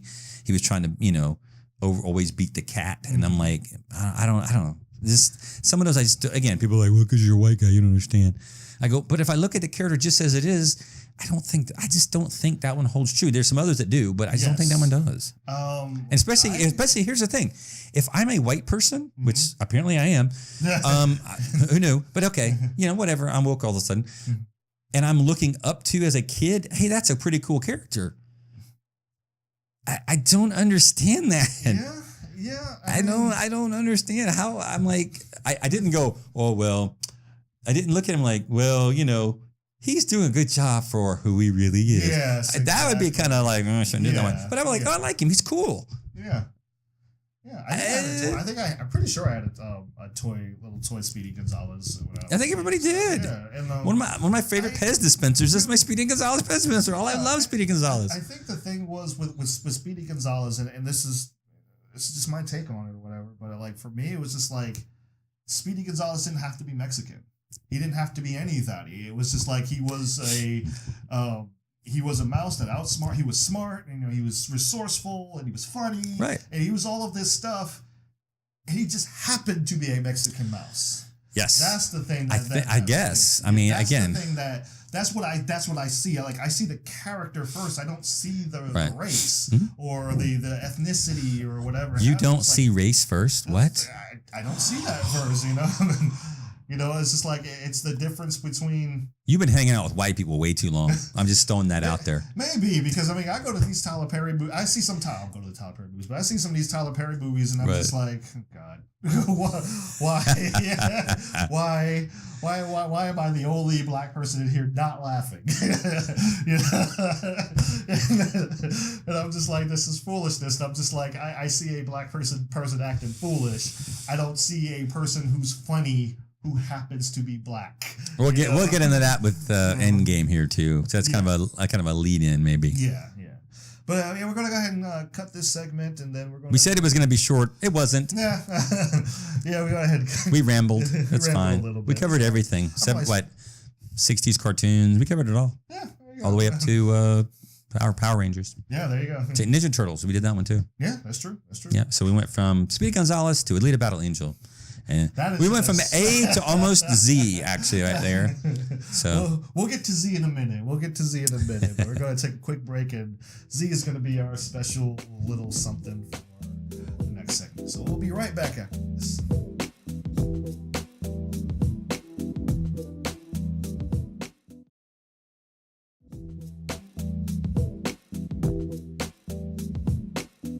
All right, guys, we're back with the second and final segment of today's show. So we got this film that came out a few weeks ago. Everybody's been kind of asking about it, asking me about it. I don't know if you've gotten the same people asking, like, what you thinking of this movie, whatever. I don't know any people. Yeah, I'm weird. People don't talk to me. This is a little independent film. You may or may not have heard of it. A little minor. It came out a couple weeks ago. Blip on the radar, whatever, maybe. This thing. Freaking, what was the name of it? Oh shoot! I'm sorry. What happened? I'm sorry. No snapping. No snapping. My bad. Clap, whistle, hum, tap. My bad. Hands here. Look, on the table. Here. Right? We're good. We're good. Sorry. I'm sorry. I didn't mean to make you disappear for a minute there. I'm sorry, but you're back now. We're back. You're back. We're good. No more snapping. Everything's right. Everything's right in the world now. So we're going to talk about Endgame, if you haven't guessed already. So we're going to talk about Endgame. It came out a few weeks ago. I've had quite a few people ask me what my thoughts were about it. And ironically, we were just talking about, Alita being our most hated video. Until this one. Well, hold on to your butts. I know. Like great Samuel L. Jackson line, by the way. From I was gonna say Jurassic Park, man. It is from Jurassic Park. Yeah, it's Jurassic Park. Yeah. So yeah, we got a mixed bag here. Yeah, that's all I'll say. We got a mixed bag here. We're gonna be as fair as we always are. We're going to go through the good, and we're going to go through the bad. Now, and we also realize this movie has made a butt ton of money. Oh, yes. And is probably the most, I think it's beat Avatar at this point, maybe? It's pretty darn close. It's pretty at this point, yeah. And I want to say it may have beaten it faster. I'm not sure how quick Avatar got to that point, but I don't know. But check it for yourself and come back and tell us. It had to be a while because, inflation and everything like that, so it had to be a little bit. Yeah. So I probably did reach it quicker. I know people have seen this multiple times. Yes. People were like, I got to go see it again. I saw it twice already. And I'm like, okay, sure. I mean, I can see it again. Yeah. Send the hate mail to him. Yeah, send it all to me. Any angry comments, just direct them at me. Say, Mike. I'm already prepared for it. I'm already mentally prepared for this and everything. Yep. I'm fully content for waiting for DVD or Blu-ray. Sorry, can't say DVD anymore. Or digital home release. I'll put it that way. Home release. That covers everything. So. So I'll go through the good. We're going to do good first? Yeah. Okay, sure. Go for it. So, and hopefully this will be the part that people remember. We did good. We talked about the good parts. Well, my good and bad are kind of equal almost. And I'm not saying equally weighted, but my page is full of both equal good and bad.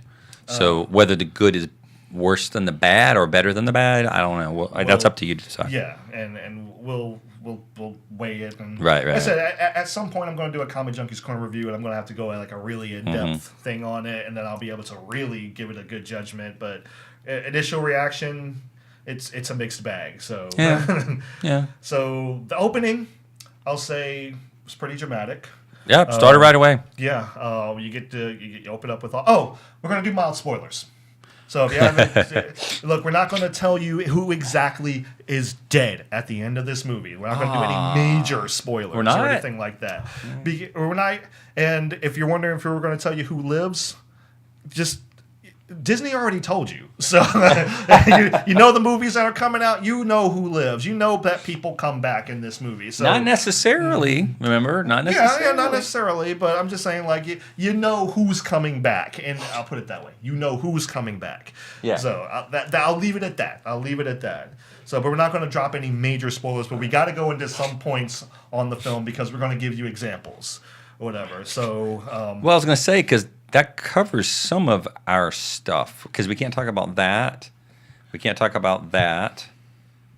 Wow, we really can't talk about that. We can't talk about that. Oh no! That's, we can't talk about that. Yeah, that's we're good to talk. We're good to that one. We're good for that one. Okay. Yeah, we're good for that one. Okay. Yeah. So, the film opens up pretty much at the end of Endgame. Yeah. And, at the end of Infinity War. Yes. And, people wondering where Hawkeye was in Infinity War, well, now you have the example. Yeah, jumps right into it. Yep. There's no, setup explanation. Yes. I will say it's a very dramatic opening. Yeah. Starts right away. Yeah. A good bit of suspense. Mm-hmm. And it's... You're like, surprising. Surprising. You're like, wow, what? But also... I would say mature and slow. It took its time. Mm-hmm. There's people that are hurt by what right. happened. So basically, I think the way it opened up was Infinity War. The snap hadn't yet happened, right. So it kind of overlaps some, and then stuff happens, and you're like, whoa, yeah, yeah, and you're like, oh, that really sucks. Yeah, yes, exactly. That really sucks. Yeah. So you find out what happens to Hawkeye and everything, and I'll talk about Hawkeye a little bit later in the review. But the opening, I would say, like that first, 20 minutes. Some people might think it's slow. If you thought it was slow, then put it down in the comments below. If you thought it was slow, I think this was probably the most mature way that Marvel has ever handled something since probably. I'd say probably Winter Soldier and Civil War. Yeah. In terms of how they actually handled something in a mature way and actually grieving and stuff. So it was all right, I hadn't seen that in a long time. So because everything usually it's oh well this happens, oh it's fine. We'll be okay. We persevere, it's all right. We move on with life. It's no, they're actually sitting down and having moments here or whatever. There's a moment, and we were talking about it earlier, that actually genuinely surprised me, and it was with the character of Nebula. I was genuinely surprised by Nebula because she now granted she grew on me in Guardians 2. Yeah, because she has the whole emotional connection with her sister and the anger with her father and everything that's been done to her, and that really comes to a head at the end in this film when you start to see her. You see her opening up to Tony Stark of all people, right? Yeah, and, yeah. You see her opening up to him, and you see that she actually developed some form of a care for this guy. Right. He's been, they've been hanging out in space for the past 21 days because they're stranded. Right. So I'm like, hey, they've actually developed somewhat of a friendship, relationship type. Right. Thing He says something like she's a bit sadistic. I can't say it. Yeah, and I'm like, because that's kind of funny, but they're kind of bonding. Yes. I mean, essentially, because there's not much else they can do because the ship is out of power, and I don't know how technically minded she is.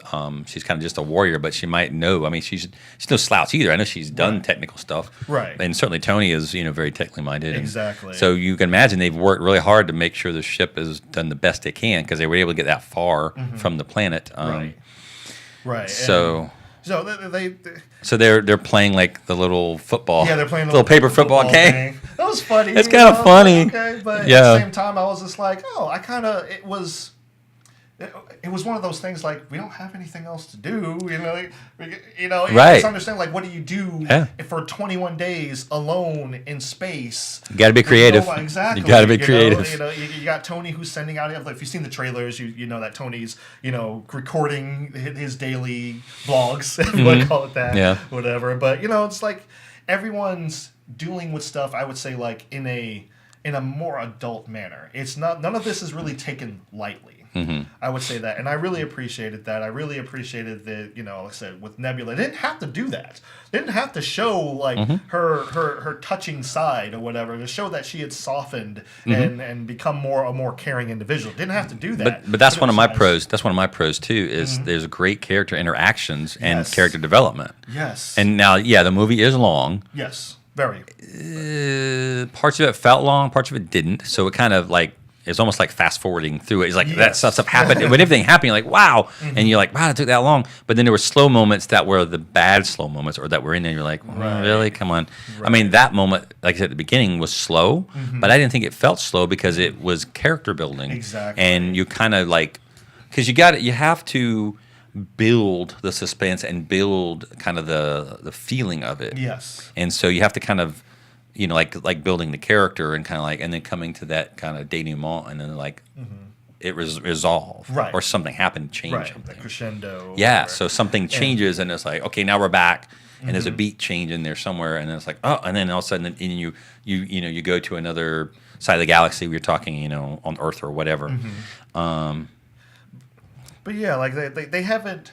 I would say the majority of Marvel films haven't handled things this way. Right. And it was just refreshing to see that, because it made these people feel like people. You know, like there isn't, hey, there's not a witty comeback this time. You know, there's no snarky remark to be made or whatever. Right. There's moments in there, like in the very beginning, like where there's moments in there that I'm like, I almost teared up, like just from the first 20 minutes. You know, when Tony comes back and he's like, he tells Cap in the most tearful way, I lost a kid. And I'm just like, oh God. But okay, and I understand that, but here's the thing: it wouldn't have mattered if Spider-Man was there or not. He would have died. Right. Tony had nothing to do with that. So that I understand that he has feelings for him. Okay, fine. But at the same time, it wasn't his fault. No, it wasn't. The snap, and he wasn't responsible for Spider-Man's death, because he would have died anyway. He would have died on Earth. Right, and that's understandable. But like he felt like he put him in that position, like, and yeah. But Tony is a smart guy, and I just wouldn't have thought. I'd be like, I don't know. I mean, the fact that he was there was more impactful. I get that. I mean, but it wasn't like Tony failed him specifically, other than we didn't stop Thanos. So I can see Tony saying, because we didn't stop Thanos, I'm sad because Peter's dead. Right. I get that. So if that were the case, I totally understand that. But I just kind of get the feeling it's like, well, he disappeared, and he was sad about that. I was like, yeah, but I don't know. It might have been an issue if he let him down, that he couldn't stop Thanos. But here he kind of knew that, because Doctor Strange told him that. So I'm like, he's like, there's only one instance that works out for us. And so I don't know, that one. I don't know. It hit me. I think it was because like I saw the relationship building in Spider-Man: Homecoming. Right. So like I saw that relationship kind of build, and how Peter really, really looked up to him as this father figure, was really depending on him and everything, and you know how Tony was essentially the father figure. He knew he was this role model to him. Yeah. And just feeling like, I lost a kid, I lost this person, or whatever. I don't think it was like necessarily like he failed Peter. It's more like, I lost him. You know, he's dead. You know, more like, you know, a kid died, you know, and but again, like I said, other people died, and it had nothing to do with that specific, other than Tony didn't stop him. Right. Didn't stop Thanos. But then again, he kind of already, as I said, he already knew he wasn't going to. Yeah. Because according to Doctor Strange, like, well, there's only one scenario where this works out for us. Now, I will say, if maybe Spider-Man got injured and died, I think that would have been better. But then again, he couldn't have came back. So, but you know, so there's that. I don't know. Yeah. I see what you're saying. I mean, you could have played it off both ways. You could have said he got really severely injured, and he's slowly dying, but then he wisps away. Yeah. So then he could come back and be okay, if they were able to undo it. Yeah. And so maybe in that regard that could have worked out. I don't know. I just, like I said, I don't know. I see what you're saying. Yeah. I'm not downplaying at all. Yeah. I don't know. I feel it's kind of cramming it in a round peg in a square hole a little bit. Yeah, I get it. So, I get it. It was just, and it impacted you, which is valid, and I'm cool with that. Yeah, I mean, like for me, it was just like I'm just saying that, you know, it just like it just immediately took me back to that moment where like, Spider-Man's holding on to, Peter's holding on to Peter, like to Tony. He's like, I don't want to go, and he's like, he had no way to help him or stop him or anything. So I'm feeling like I lost him. I'm like, I and the fact that he failed him, and not just him, but everybody. Yes. That's a weight. Yes. And I mean, he's, because, if you know the character at all, if you've seen any of these movies, Robert Downey Jr.'s character of Tony Stark, the way he plays him, he's kind of like, I'm super smart and I know these things and I'm wealthy and I'm successful, blah, blah, blah. But you've seen in other movies that weren't necessarily the greatest versions, but you saw he was a vulnerable character. Yes. He had a soft side. He carried the weight of the world on his shoulders. He felt that way. And since the first Avengers movie, he realized, he saw them all dead. Yeah. He saw this, and he kind of mentioned this in the movie as well. Mm-hmm. So he already was waiting that. And remember, like I said, in Iron Man 3, we were like, but we saw that weighted heavily on him and gave him super problems and anxiety. Yes. So it wasn't just like he kind of just blew it off. I mean, it affected him. So you might think, well, Iron Man 3 was kind of a ridiculous, and there were a lot of silly parts to it. Yes. But that moment wasn't one of them. No. Definitely. So, and of course, in that whole movie, he was trying to repair his arm because it was in bad shape. Yes. It made it to save his life. But he was kind of really out of his element in terms of, I don't have the armor to equalize things because he's in a really bad situation. Mm-hmm. So that didn't help with the anxiety. Right. Exactly. So it's like, that makes it worse. I can't do anything now. Right. I'm powerless or whatever. So he's super vulnerable and he's not used to feeling that way. Exactly. So now you're like, okay. Exactly. So if you approach Iron Man 3 that way, you're like, whoa, that's different. Yeah. Yeah. I mean, there was moments in there. I have a lot of problems with Iron Man 3, but when they actually, I would say this, when they shut up and got serious for a second and really and really kind of honed in on like, there's something really wrong here, man. Like he's really messed up right now. When they sat there and they focused on that and they dealt with it in an adult way, not making a joke of it or making, or like playing it off as a joke and stuff like that. Right. That's when it was at its best. You know? So the character, like I said, he carries the weight on the world on his shoulders and stuff like that. I think I don't know how you felt about it. I thought they did a good job with his making him look very sickly. His sunken face. I was going to say I say all of them looked haggard, which was great because again, it's not like, oh well, we're fine now. We went to the spa and we're good. Mm-hmm. No, they were all like really. They had you see it really affected them. Mm-hmm. And again, later on when you just like Scarlet Witch's character and with Hawkeye, and with all of them, they just looked super haggard. Yes. Very worn down, very broken. Right. Very broken. Right. Except for obviously Ant-Man because, well, he wasn't there. Yeah. And he didn't realize stuff had changed until he was like, what happened? Yeah, until he had come back. We'll get to that. But I will say, like, as far as the character of Scott, the one thing about the trailer I wish they had not put in there. What's that? It was the return of Scott Lang. Right. I was like, hey, shouldn't have put that in there. That's kind of like, all right, if you've seen Ant-Man and the Wasp, you know what happens at the end of Ant-Man and the Wasp. Mm-hmm. So it's just kind of like, let it be a surprise that he comes back or whatever in the film. I felt like that was right. Yeah, don't show it in the trailer. Yeah. But they tried in the trailer. They tried to play it off as in like, is this old or is this current? Yeah. And so in the trailer, they kind of were doing the shell game a little bit like, I don't know. Yeah. But you kind of knew. So it wasn't, they didn't do a great job with that. Exactly. And I would say, like, as far as the character of Scott and how he was played, and even, like I said, because Scott was one of the funnier characters or whatever. Yeah. But even seeing him go through the emotion of just like, what the hell? Seeing him go through like, what happened? Right. I've been gone all this time. What happened? And then he goes and he's looking for his family, looking for his daughter and stuff like that. He's looking for these people, and he finds his daughter, and his daughter's grown up, and just seeing like the look on his face. Mm-hmm. And this was a really good acting moment from Paul Rudd. Yeah. To show that I am so happy that you are here and you're still alive. But I missed 5 years of your life. Right. Oh my God, I missed 5 years of your life. Mm-hmm. You're grown up. You're here in front of me as a teenager. You were a little girl last time I saw you. Right. I missed that. I wasn't there for you when all of this went down. All of that on his face. Right. That I would say, like, I don't know. Paul Rudd gets a lot of credit as an actor, but damn it, if he didn't do a good job there, Right. Um, And that fast forwarded us 5 years, yes, according to the film. yes, which was yes. which was odd. It was a little odd, Right. and to where I would say it actually hurt one of the characters for me. Actually, two of them. It hurt two of the characters for me, and this is where I would probably say this would kind of delve into the negative a little bit. But I would say like maybe we should have spent a little bit more time post snap in Right. other films, and then come back in Endgame, and then address it then or whatever, because there was a couple of characters that it kind of that 5 year jump it hurt for me. Are you gonna tell us who? I'm trying to see if I got any more Positives. like positive Oh, yeah. stuff to go through. Obviously the effects. I think this is all. Yeah. We got no problem with the effects. Industrial CGI light was magic, great. We know, like they're gonna put forth their best, and they're Yeah. gonna have some moments that are shaky. Yeah. I don't think I have to mention that or anything. I think that kind of goes with it. If it's bad, trust me, we'll tell you it's bad. Yeah.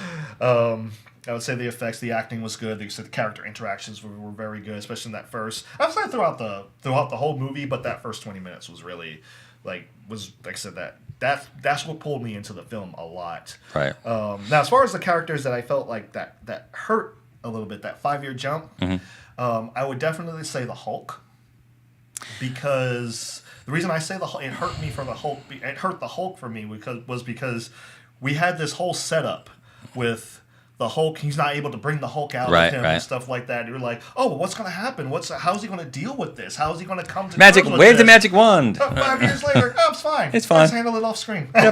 So it's kind of like, well, if you were looking for a good payoff to that, you're not going to get it. Again, it's like I said earlier. You felt like you're like half asleep on a Saturday afternoon watching a movie on your DVD, VCR back in the day, and you kind of started to nod off and you hit the fast forward. You're like, oh, what happened?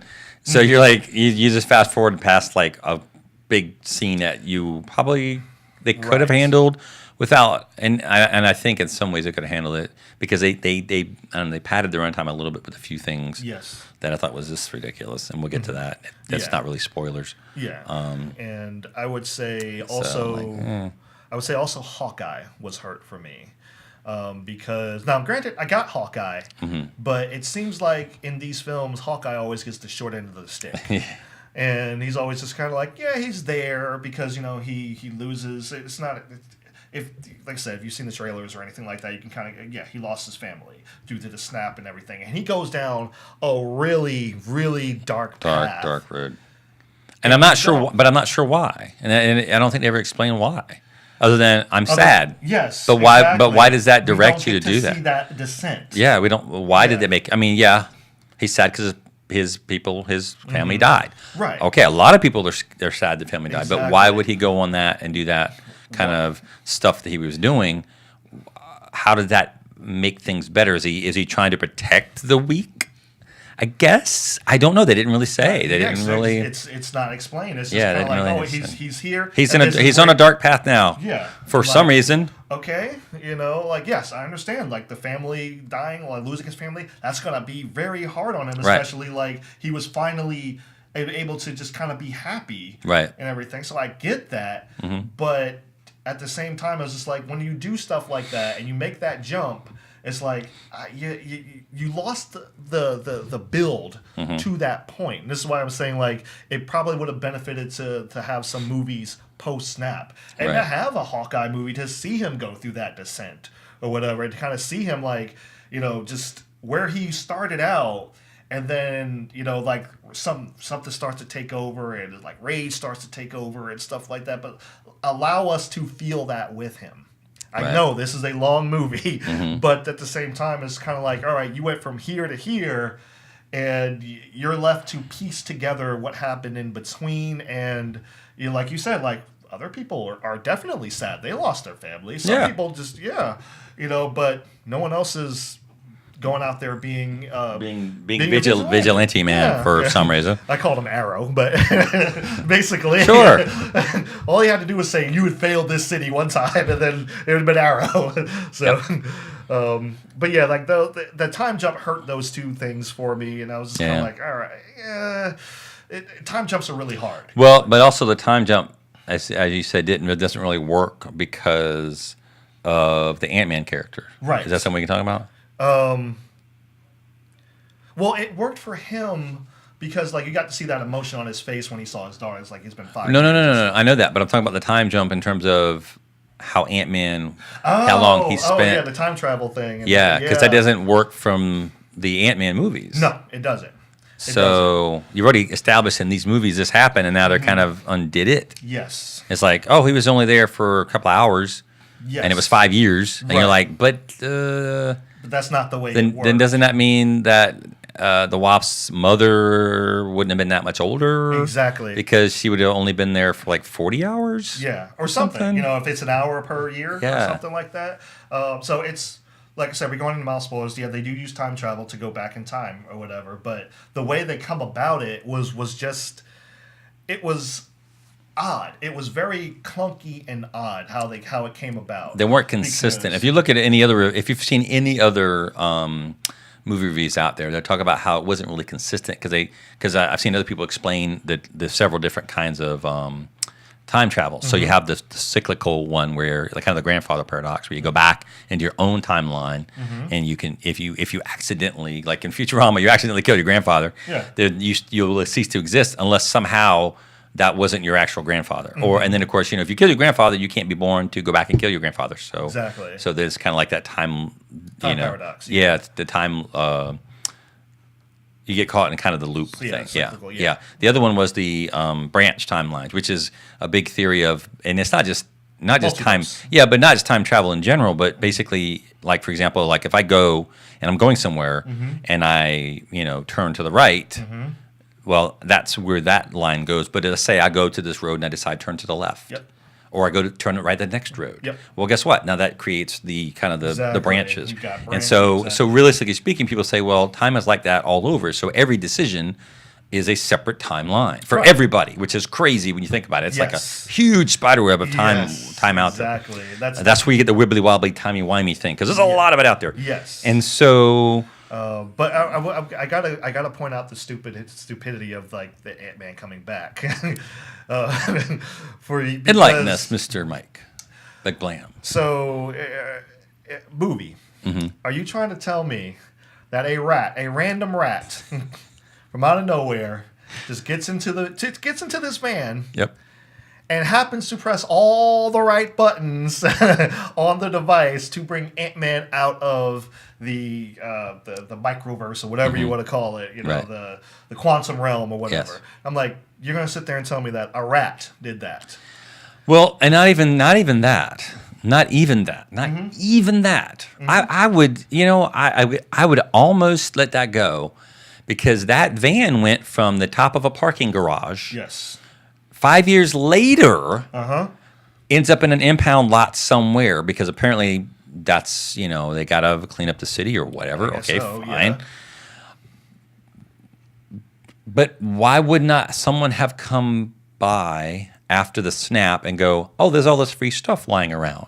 Because not everybody's is a wholesome, good, pillar of the community. Yep. People go, oh, there's this old van sitting here. Oh, it has a lot of cool stuff. Yeah. Maybe I could steal some of it. I could take it apart. Still in there. Still working. Still functional. And here's the thing. Let's say that guy, the nefarious criminal mastermind, doesn't do that. Let's say he didn't find it because he's like, what's going on? And he's busy robbing banks or whatever. But let's say the police show up. They're not going to rummage through things. They're not going to, I don't know, why are these wires here? What is this? Hey, let's contact our tech people. Why? What is this weird thing? It looks bizarre. Is it all happen to be in that one spot? It could be a bomb. It could be it could be, hey, we need to contact S.H.I.E.L.D. Why? Well, because it's got some weird technology. Yeah. No, it goes to some random storage U-Haul lot. And that all of it stays together? All of it stays together, and it still has power. Yeah. So how does that work? After 5 years. After 5 years, that is the best battery pack ever. That's the best charge ever. Now, I got an iPad that holds the charge up pretty well, but no. 5 years, no. You're lucky to get a car battery to last 3 years, let alone 5. Last a year, let alone 5. But yeah. Yeah. But yeah, so I was like, all right, that. And it was at that point. Convenient rats are tight.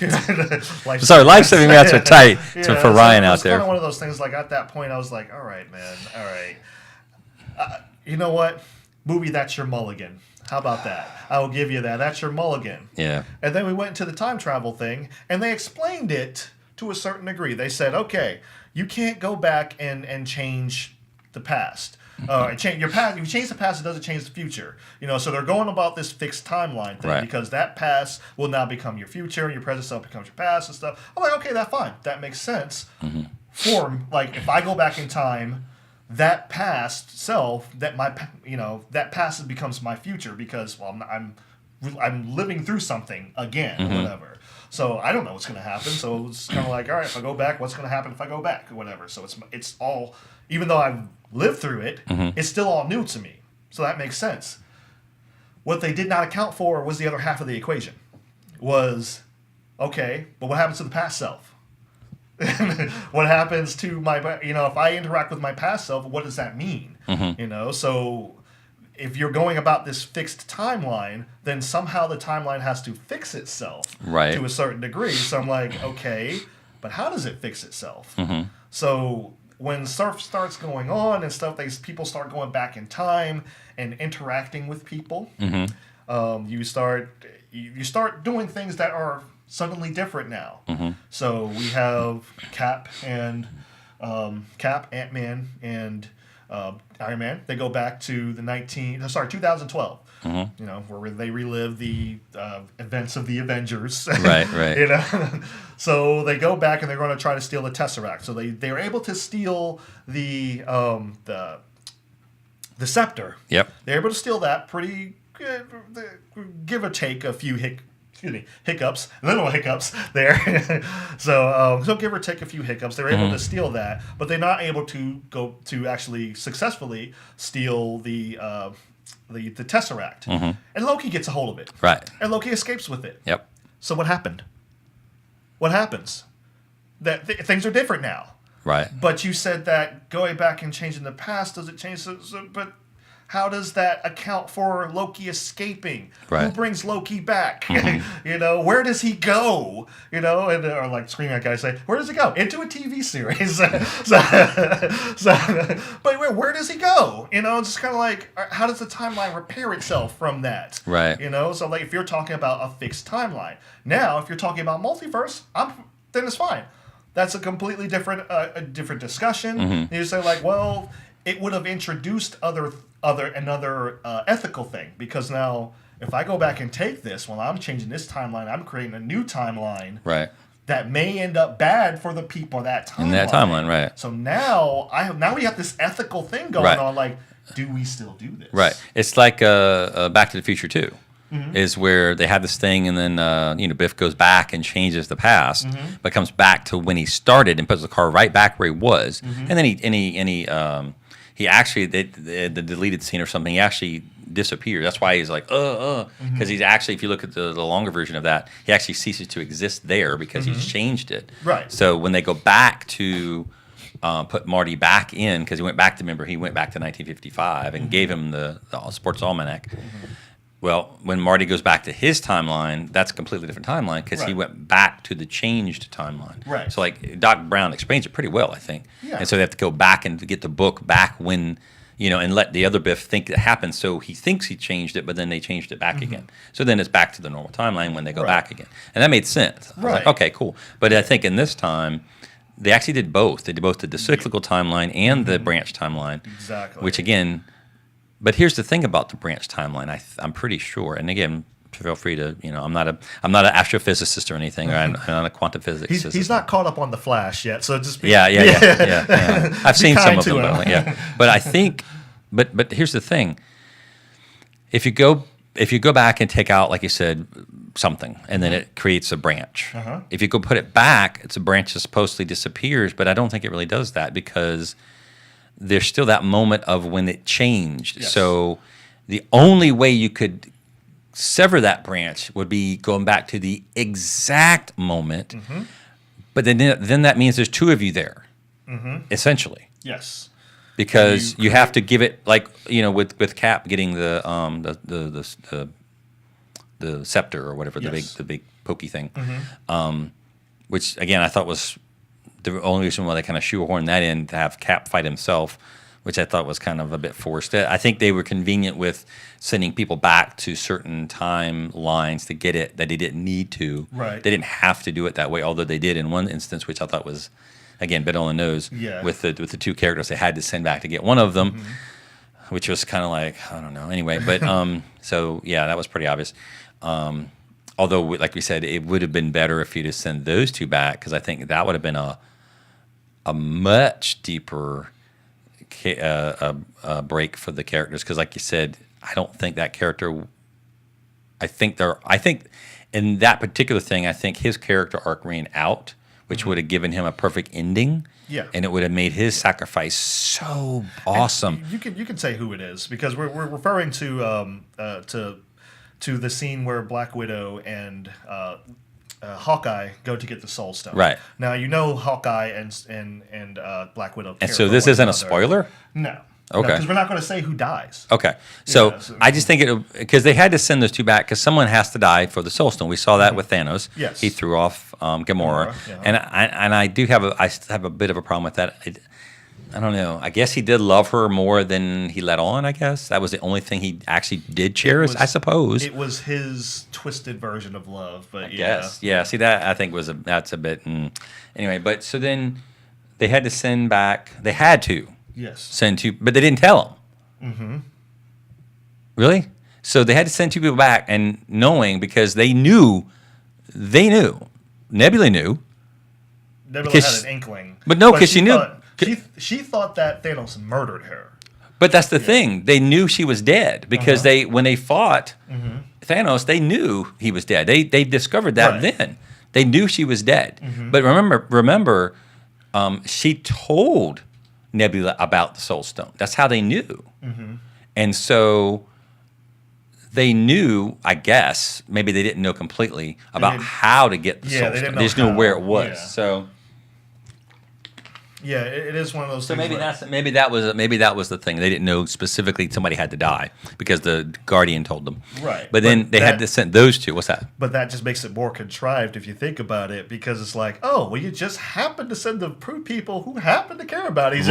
Right. Now, again, they didn't have to send those particular two people. True. And then, like I said, I think it was they kind of forced the Captain America fight with himself, which I thought was, I don't know. I had a problem with that. I just thought that could have been handled so much easier, but you had to have the fight between the two Captain Americas, I guess.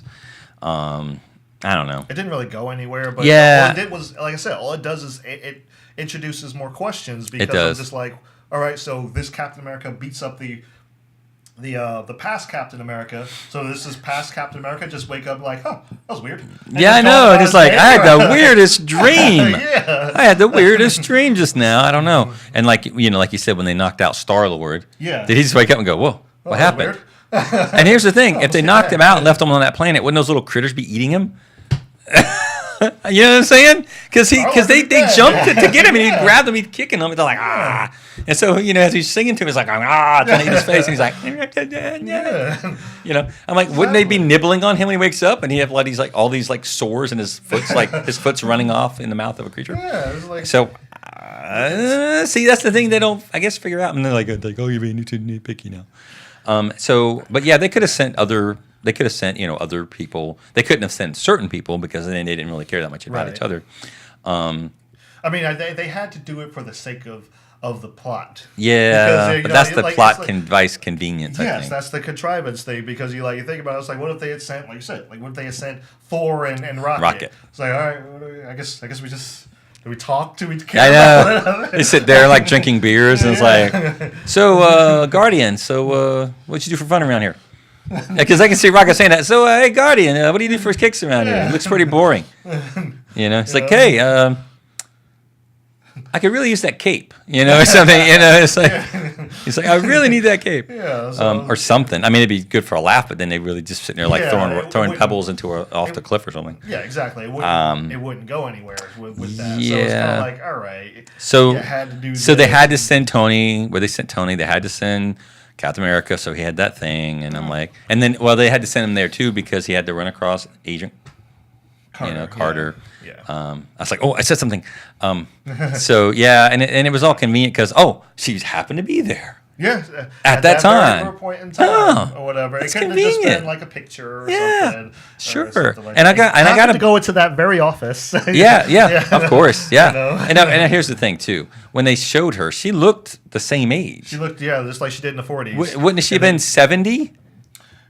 Something like that. She would have been. I mean, yeah, because she was around the 90s. They aged her for when they did Ant-Man. When they did the first Ant-Man, they aged her for that and everything. Right. So they didn't age her for this movie. Like she looked right out of the 40s to me. Yes. And it was very brief. Again, I could be wrong. If I'm wrong, tell us. Because I'm like, okay, so in the first Captain America: First Avenger, she was what, in her 20s, maybe? I would say she had to have been a little bit. 25, I would have 28, said though she'd have to be a little bit older to be in that position as a woman. I would think. Yeah. So I would say, let's say she's 25, but that's in the 40s. Right. So You add 30 years to 30 that. years of that, she's in her 50s. She's in her late to mid 50s. Yeah. So again, she could pull it off in the 50s by looking like she did, I guess. I mean, if she's an agent and she's in shape, she's got to eat well and take care of herself. Yeah. I could buy that. I mean, she wasn't in her 70s, I guess. So there you go. Because it was in the 1970s. So, Yes. so had to have the moment that Tony had. Tony had with his dad, and so Which I'm was, like, I said, okay. it's nice, in terms of sentiment and, Right. and emotional kind of payoff and resolution. It's just one of those things. Like if you think about it, you're just kind of like, but this doesn't really track. It's like it's like they took and were like, okay, we want this scene. Mm-hmm. We don't really care how we get it. We just want it. Well, that's the thing. Like I said, with Cap fighting himself, I think they wanted some of that. They wanted, Yes. because they had to set up the Hawkeye scene with, Black Widow. Uh-huh. But like I said, they could have sent Hulk and Black Widow. Yes. That would have been great, actually. And then, because again, here's the thing: the Black Widow has that, movie coming out or show or Right. whatever coming out. So we got to see that character again. So they could have sent the Hulk and Black Widow, and the Hulk die, which would have ended his arc. Because again, he could have said, "I failed you guys. This is the way I can redeem and not fail you." And it'd be this whole thing. No, I mean he's certainly stronger than her, so I think he kind of would have, easily kind of. Made that sacrifice Right. because maybe he would have felt that way. And can we say also about Thor? Yes. Because that's kind of a positive and a negative with me. Is I do feel like they kind of emasculated Thor and Hulk a little bit. Are you done with your positives? I don't want to. Oh, I don't have any more positives. Okay, good. So pretty much those are my positives. So we'll get into that. I'm put a pin in that for right now. So my positives were started right away. Same thing with that. The fight with Thanos at the beginning. Yes. Very surprising. I was like, Yes. wow, that was surprising. Good character interactions. People looked haggard. I kind of like, we always like the Stan Lee cameos. Yeah, those are always fun. Yeah, those Yeah. are fun. And I think that's probably his last one because I think he might have recorded audio because it was at the same time, or actually it was before. second to last It was one, before yeah. Captain Marvel. Yeah. So I think he did probably both at the same time. Are we gonna the final battle thing? Or there's any of the? Are we gonna not spoil that? Can we not do that? What do you, The final There's there's always a final big battle. Yeah, There's always a big final battle. Can we or mention whatever. that? Yeah, we can talk about Can that. we talk about this part right here with the thing? I know you didn't like that, but I guess you didn't like it with that character and that thing. I tell you what. I will go ahead and actually. Yeah, I will go ahead and just make a spoiler, like a serious spoiler warning for that one. So. Oh yeah, well, we can talk about that. it. We can talk about it later, though. We can Yeah, talk about yeah, it that's closer to fine. the end. All right, so Yeah. we'll hold on to that. We put a pin in that one too, and that too. We'll talk about that, and that we can't talk about. We'll do that the spoiler thing at the end. Is that Yes, okay? that's Cool. fine. All right, so we'll do the That's spoilers at the end. Yeah. So, first of all, come my cons, if that's okay, unless Yeah. you want to do your cons. No, too. yeah, go ahead. Because my positive is pretty much everything you said, and it was, we enjoyed it. Although, like you and I will both agree on this, we both enjoyed Infinity War way better. Yes. I think it was way better. Much 'Cause- better. And here's the thing, I didn't see the results of your poll, but I knew as soon as you said that, I knew everyone said they wouldn't like Endgame better, and they did. Yes. Your poll came out that way. Yes. And here's why. No offense, they're all wrong. I'm saying that. No, I'm saying I that. said which one did they like better, not which one was better. Oh, okay. Yeah, no. If you like that one better, that's fine. You're still wrong, but it's fine. And you feel free to call me out and say bad things. I mean, don't call me names or anything, but just say no, you're wrong, and it's fine. I've been wrong plenty of times. I have no problem with that. But I think the reason why people said they like this movie better because of the way it ended. Oh yeah. Not because it was a better movie. Not because the character, although in some way the characters were better. I will give you that. I think they liked this one because it had a happy ending for the most part. It had a more epic ending, right. And the emotional payoff. Right. Yeah. Yeah. That was the thing because it's like I think people said that compare the Endgame to Infinity War. They didn't like Infinity War because the way it ended, and here's why: they didn't expect it to end that way. They knew something was going to happen. They didn't. None of us expected that to happen. We were like, we came out, we were just like. Well,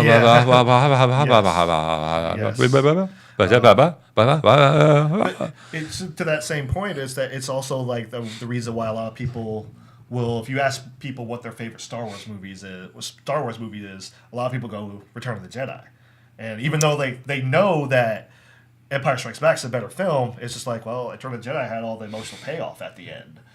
For being it had that ending. True, but I think most people who like us will probably say the one they like the best, or which is the best, they would say Empire Strikes Back, just because. It's like they know that's the better film. Right. It's just like emotionally, right. Return of the Jedi did it for them. So. Yeah, because it's the climax, and everybody's everybody's character is fully developed and redeemed, and.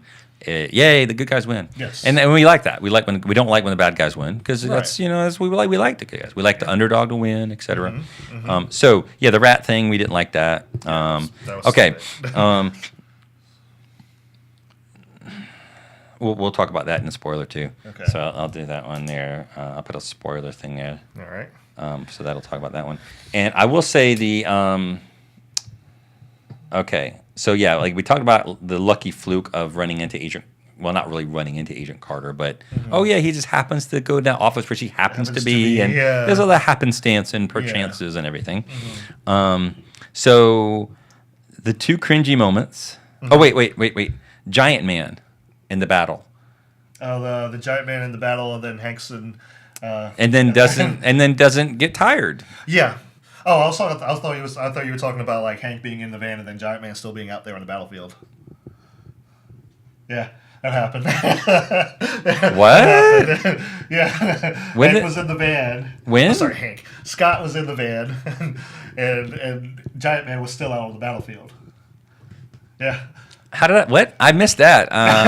Okay, then. I caught it, but I was just kind of like, maybe whatever. If he's wrong, tell him because I don't recall that.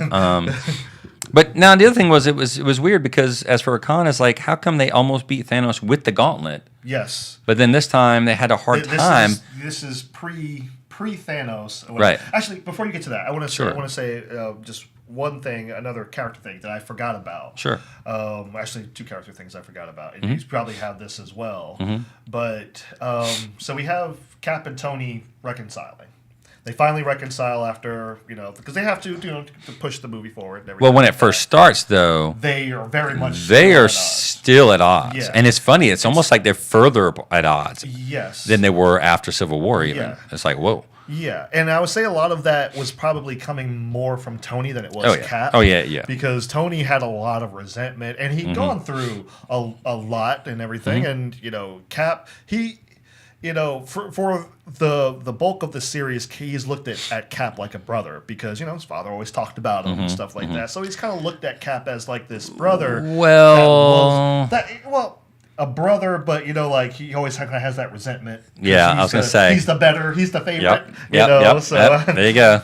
So that's the thing is like, well, father always talked about you. Yes. Because and Tony would probably, as a kid, kept trying to measure up. Yes. In some ways. Yes. So he kind of looked at him. He looks at him that way, and he wanted him there for that emotional support, but also there to just be there. Right. Like you said you were going to be. You said we were going to do this together, and we didn't. We had this. They had this major falling out. Major falling out at the end of Civil War.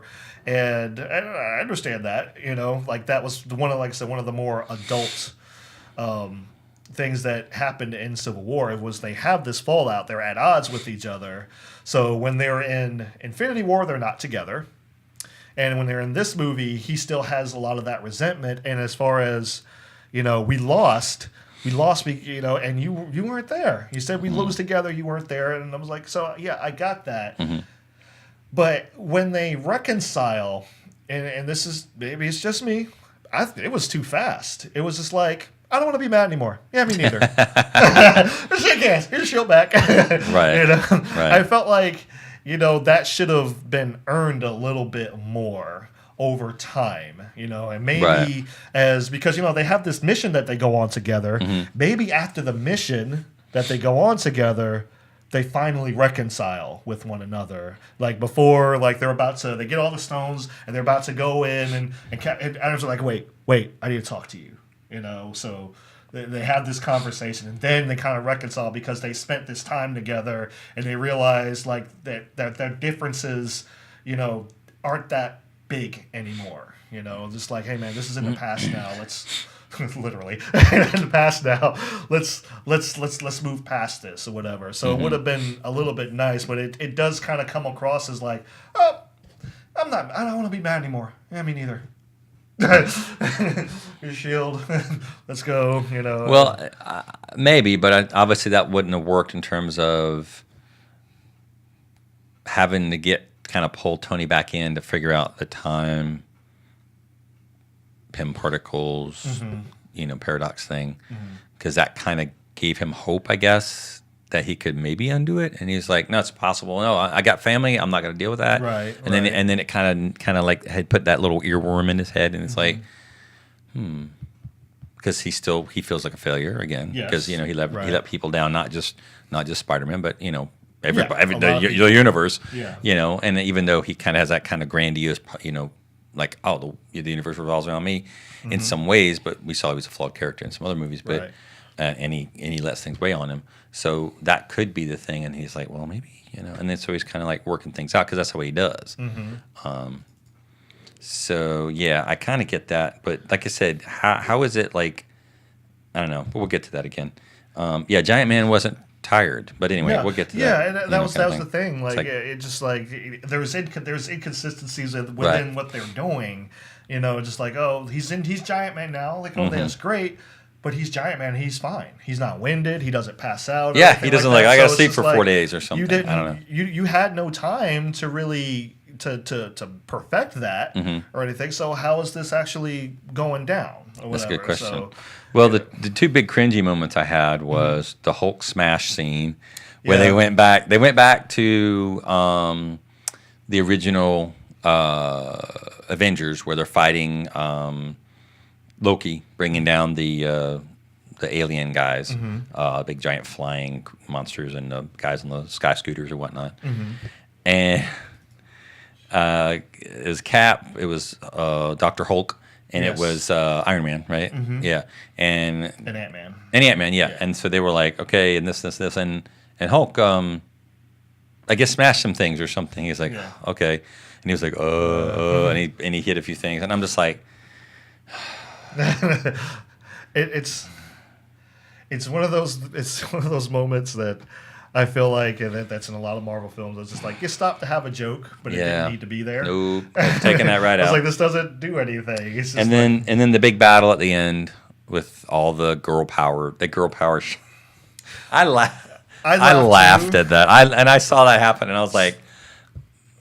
That doesn't make any sense. So all the girls from all over the battlefield did a group selfie. I bet. Yes. I mean, not really, but that's what was on the screen. All the girl fighters at one time apparently were on the exact same side of the battlefield at the same time and did an epic pose. And apparently. And we're ready to back up Captain Marvel, who, by the way, did not need backup. No. So, but there's a few things with Captain Marvel I want to get about too. But yeah. So I'm just like, oh goodness, here we go again with the heavy-handed. Oh, we got to show all the girls together.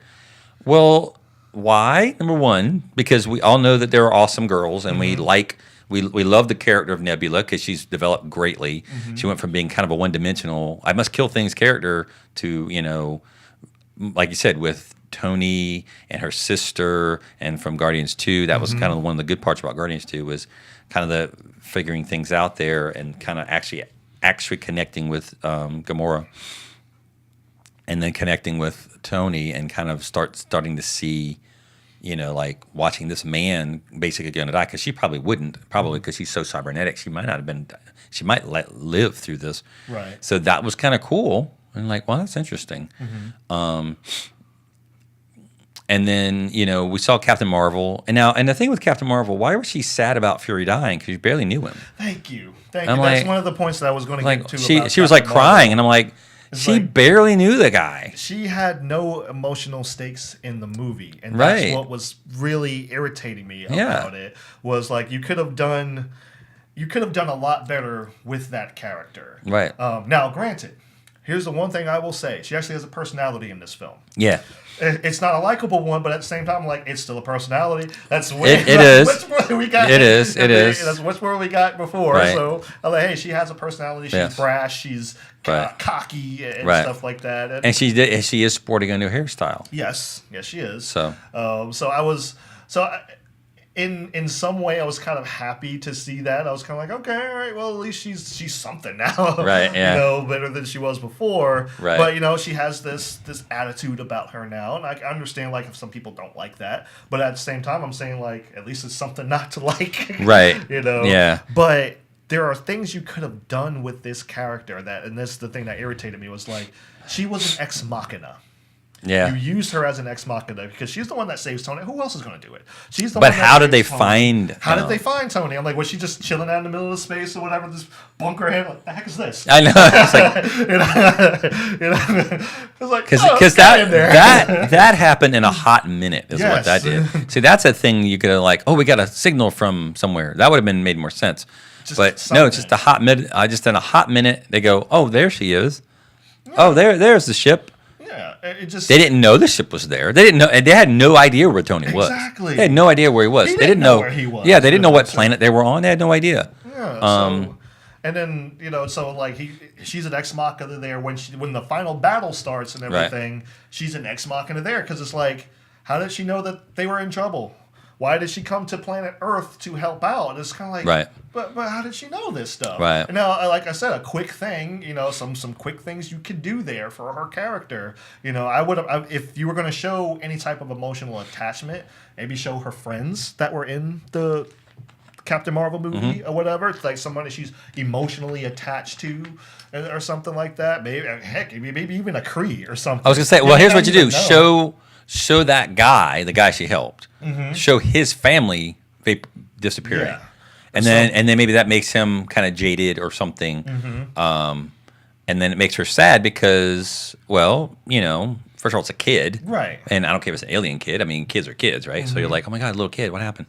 And so you're like, what's going on? I don't know. And so then, now the other way you can kind of figure out how they found Tony's ship, maybe, is she tracks Thanos' ship to that planet and then goes, there's another energy signature here. It's a different energy signature that came from a different direction. Let me try. And then I was like, oh, wait. Let me try to find it. Well, this one, again, she has technology. She could have done that. Right. And she goes, well, this one's is stronger, so it must be fresher. So I'll follow that one because that would probably be the direction they went. Then you can find it. And you can really quickly explain that. Yes. Instead of just going, oh, here's the ship. Oh, we're on Earth now. Here she is. Here's the ship. We're on Earth. Same thing with the final battle. It's like, okay, she's like over here helping these people out. And, she's, like being like I would say like the Supergirl of the series. They've established that they've established in the movie because Black Widow is there saying, "Hey, I'm monitoring stuff from Earth," and she got a call from various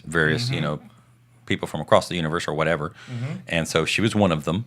And she's like, well, "I'm over here helping out because this side of the galaxy isn't universe isn't responding as well or whatever. So there's going to be problems. Exactly. There's going to be a power dynamic going on because it's going to be a power vacuum, and so people are going to go, well, I'm going to exploit that because that's what you do. I mean, there's nature abhors a vacuum, as we know. So you take an animal out over here, a bunch of more animals are going to move in and take advantage of that kind of space because they go, cool. There's no critters that will eat me. I'm going to go over here and go crazy, as we see now.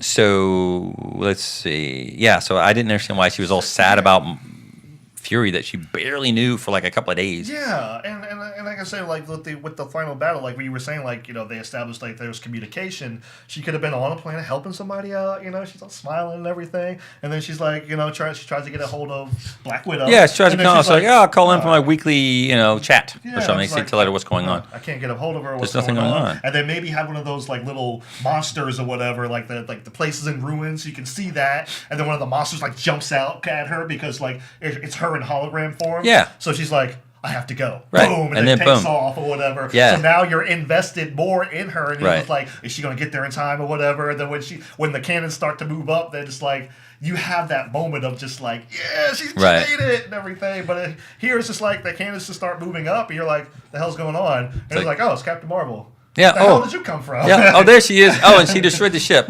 Sure. Okay. Yeah, and then it's like like I said, they were backing her up and everything. The Right. whole girl power backup thing or whatever. It's like all the girls just happen to be in this one spot at the same time, and they didn't need to back her up because she plows through everybody. Right. Whatever. Well, and I want to take a step back real quick. Talking about when they go back to get the stones, the Infinity Stones, with Star-Lord. They go back to get that one. Power Stone. Yeah, and so like with the Captain America fight scene thing. So you have now it's not Star-Lord because remember he disappeared, but he's there because he's going to get the Infinity Stone.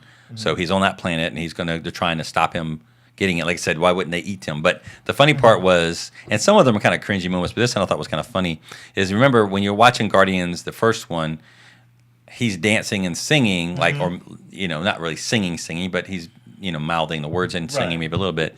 I thought it was funny that we saw it from outside of him. Yes, so you can hear because him actually singing. you actually him kind of sort of say, That was and they're like, "What's really this guy?" Oh. And so and then they brain him and they get the the stone, whatever.